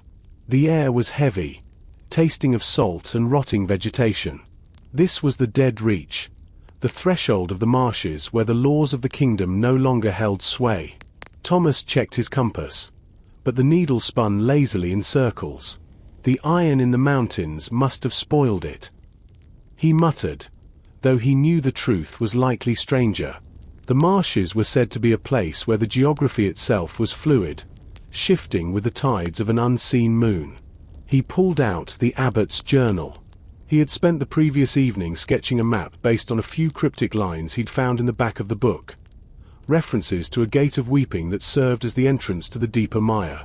If the records are right, North, we should see the stone markers soon. Thomas whispered. As if in response, a low, booming sound echoed across the water. It wasn't the roar of a mountain or the chime of a bell. It was a deep, resonant croak, so loud it vibrated in Thomas's chest. From the mist emerged a series of tall, obsidian pillars, each topped with a carved stone face. The faces were not human. They had elongated features and wide, weeping eyes that dripped with moss and moisture. This was the Gate of Weeping. Beside the first pillar, huddled under a cloak of tattered reeds, sat a small, hunched figure. As Thomas approached, the figure looked up, revealing a face as wrinkled as a dried plum, with eyes that milky white with cataracts. "You're late, traveler," the old man wheezed. His voice sounded like dry leaves skittering over stone. "Late for what?" Thomas asked, keeping a firm grip on North's reins. "For the sinking." The man replied with a toothless grin. He pointed a gnarled finger toward the center of the marsh. "The Library of the Lost only breathes when the fog is yellow. You've arrived just as the lungs are filling." Thomas reached into his pack and offered the man a piece of dried meat. "I seek the library, and I seek the truth about the first builders." The old man took the meat but didn't eat it. He held it up to the light of the obscured sun. "Truth is a heavy stone to carry in a place made of mud, Thomas of Blackwood. The Order of the Swift came this way once. They took the gold and the gems, but they left the shadows behind. Now the shadows are hungry." "How do you know my name?" Thomas asked, his hand drifting toward the silver whistle Elena had given him. "The water remembers everything that falls into it." The hermit cackled. "If you want the library, follow the wisp lights. But do not follow them with your eyes. Follow them with your heart. If you look at them directly, they will lead you into the deep silt, and North will have no rider by nightfall." The hermit vanished back into the mist before Thomas could ask another question. The air grew colder, and the yellow fog began to swirl, forming strange, spectral shapes that danced just at the edge of his vision. Thomas took a deep breath, adjusted his hat, and urged North forward. He was no longer in the world of kings. He was in the world of the forgotten. The deeper Thomas rode into the mire, the more the world seemed to lose its edges. The horizon disappeared into a seamless wall of amber haze, and the only sound was the rhythmic, wet thud of North's hooves on the treacherous sod. True to the hermit's warning, the wisp-lights soon appeared, small, flickering orbs of pale violet and sickly green that bobbed just above the surface of the stagnant water. Thomas remembered the old man's advice. Do not follow them with your eyes. He closed his eyes halfway, focusing instead on the vibration of the earth and the heat of the stone of tears in his pocket. Though the stone was supposed to be dead, it still retained a faint, residual hum whenever he was near the architecture of the first builders. It wasn't a glow, but a pull, a magnetic tug toward the center of the swamp. The dangers of the deep silt. False foundations. Patches of bright green moss that look like solid ground but are actually floating mats over bottomless mud. Gas pockets. Bubbles of swamp gas that can disorient a traveler or ignite with a single spark. Shifting mists. The yellow fog that mimics the voices of loved ones to draw the unwary off the path. As the afternoon light faded into a murky twilight, the ground began to change. The mud gave way to submerged stone slabs, etched with the same weeping eye motif he had seen at the gate. These were the ruins of an ancient causeway. Following it, Thomas reached a circular platform that rose like an island out of the black water. In the center of the platform stood a stone lectern. On it rested a massive book, its pages made of thin sheets of hammered copper rather than paper. Thomas dismounted, his boots splashing in the shallow water covering the platform. He reached out to touch the copper pages. They were freezing cold, despite the humid air. As his fingers brushed the metal, the wisp lights around the platform suddenly merged, forming a single, towering column of light. Within the light, shadows danced, not the small, scurrying shadows of the abbey, but massive, undulating shapes that looked like the reflections of giants. The librarian. Thomas whispered, recalling a fragment of a legend. The copper pages began to turn on their own, hissing as metal slid against metal. A voice, sounding like grinding silt and rushing water, filled the air. The heart was returned to the peak, but the mind remains in the mud. Why do you wake the history of those who chose to be forgotten, traveler? Thomas didn't flinch. He reached into his pack and pulled out the abbot's journal, holding it open to a blank page. I seek the knowledge that Malachi and the Order were too blind to see. They wanted power. I want the truth of the first builders. Why did they leave? The shadows in the light stilled. The copper book stopped on a page etched with a diagram of the world. Not a map of lands and seas, but a map of the veins of the world, the very energy paths he had seen in the Iron Mountains. They did not leave. The voice rumbled. They simply sank beneath the weight of what they knew. To read the copper, you must pay the price of the ink. Suddenly, the black water around the platform began to churn. Long, pale tendrils, part vine, part bone, rose from the depths, encircling the platform like the fingers of a rising skeleton. The shadows were no longer just reflections. They were becoming physical. The pale, skeletal tendrils tightened their grip around the obsidian platform, the stone groaning under the pressure of the deep-sea cold grip. North reared back, his hooves striking sparks against the stone as he fought to stay balanced on the slick surface. Thomas stood his ground before the copper book, his heart racing but his mind sharp.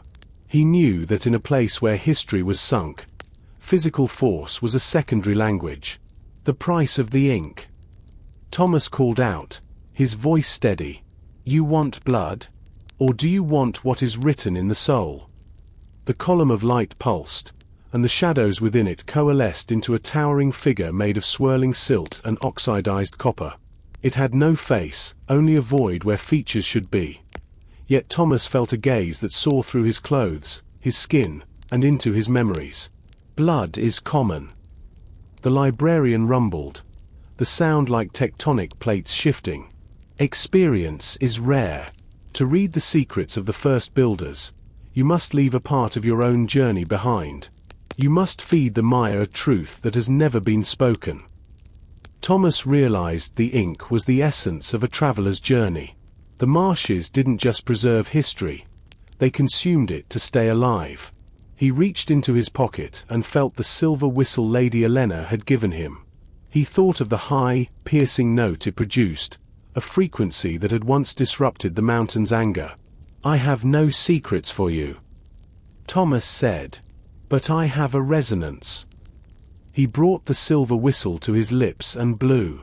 Instead of a simple blast, he controlled his breath, creating a long, oscillating note that vibrated through the copper pages of the book. The metal began to hum, and the water around the platform rippled in complex geometric patterns. The sound acted as a sonic solvent, breaking the librarian's hold on the silt. The skeletal tendrils began to dissolve back into the black water, unable to maintain their form against the vibration. The librarian's shadow flickered, shrinking as the white light turned a stable, clear gold. "A clever trade, traveler," the librarian admitted, the voice now a whisper, the song of a kingdom's hope for the secrets of its foundation. The copper pages hissed open to the very center of the book. Here, the etchings weren't just diagrams. They were mechanical blueprints that seemed to move. They showed the mechanism of the sinking, how the first builders didn't die out but intentionally lowered their cities into the earth to protect a great power from the greed of surface men. The revelation of the copper book. The foundation. The world is held in balance by three anchors: the heart, the mind, and a third, unnamed sight. The warning. If the three anchors are disconnected, the sinking will become a drowning, and the surface world will be pulled into the void. Thomas stared at the third site on the map, a location far to the north, beneath the eternal tundra. The Order of the Swift had only found the heart. Malachi was a child playing with a match in a room full of oil. "I have seen enough," Thomas whispered. The copper book slammed shut, the sound like a thunderclap. The golden light faded, and the wisp lights vanished, leaving Thomas and North in the cold, grey dawn of the marshes. The obsidian platform felt solid again. Thomas looked at his hand. The silver whistle was dull, its song spent. He had paid the price. He knew where he had to go next. But first, he had to survive the journey back to the sunlight. The journey out of the sunken marshes was swifter than the entry. With the knowledge of the mind etched into his memory, the yellow mist seemed to part before Thomas as if acknowledging a master. When North finally stepped onto the firm, sun-baked earth of the western plains, the stallion let out a long, triumphant whinny that carried across the open fields. Thomas pulled his horse to a halt and looked back at the receding haze. The marshes looked like nothing more than a peaceful, sleeping lake from this distance, hiding the ancient machinery and the copper secrets of the first builders. He reached into his coat and felt the leather journal. It was thick now, swollen with sketches of blueprints, maps of energy veins, and the mathematical truths of the world's balance. He dismounted and sat on a low stone wall, watching the sun begin its slow descent toward the horizon. He was no longer the man who had sought shelter in Blackwood Abbey from a simple autumn storm. He was a keeper of the anchors, a traveler who understood that the peace of the surface world was a fragile shell held in place by the weight of ancient sacrifices. As he sat, a familiar call echoed from the sky. A large raven, the same coal-black bird that had followed him from the abbey, descended from the clouds. It didn't circle in a hunt. It landed on the stone wall beside him, its head cocked to one side. Thomas didn't reach for his knife. Instead, he reached into his pack and pulled out a small piece of bread. The raven took it gently. "The order is gone, isn't it?" Thomas asked the bird. "You're just a messenger with no master now." The raven let out a soft, melodic trill, then took flight, heading due north toward the eternal tundra, the location of the third anchor. Thomas watched it go, knowing that his rest would be brief.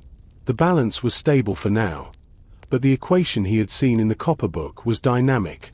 As long as human ambition existed, the anchors would always be under threat. The legacy of Thomas the Traveler. The Blackwood Record. The journal Thomas carried would eventually become the foundation for a new group of guardians, known not as monks or knights, but as the chroniclers of the veins. The Royal Peace. Lady Elena would go on to reform the kingdom, using the gold recovered from the traitors to build schools where the forgotten histories were taught alongside modern laws. The third anchor. Somewhere in the frozen north, a mystery still waits, a final puzzle that Thomas is destined to solve. Thomas stood up and dusted off his coat. He checked his boots, ensured North was well watered from a nearby stream, and climbed back into the saddle. He didn't look toward the comfort of Oak Haven or the safety of the Abbey. He looked toward the cold, white peaks of the far north. "Well, North," Thomas said, clicking his tongue. "The road doesn't end just because the book is full. We'll just have to find more paper." The traveler and his charcoal-grey horse moved off into the deepening twilight.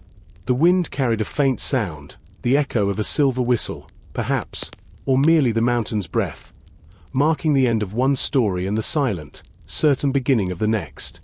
The end of the Blackwood mystery.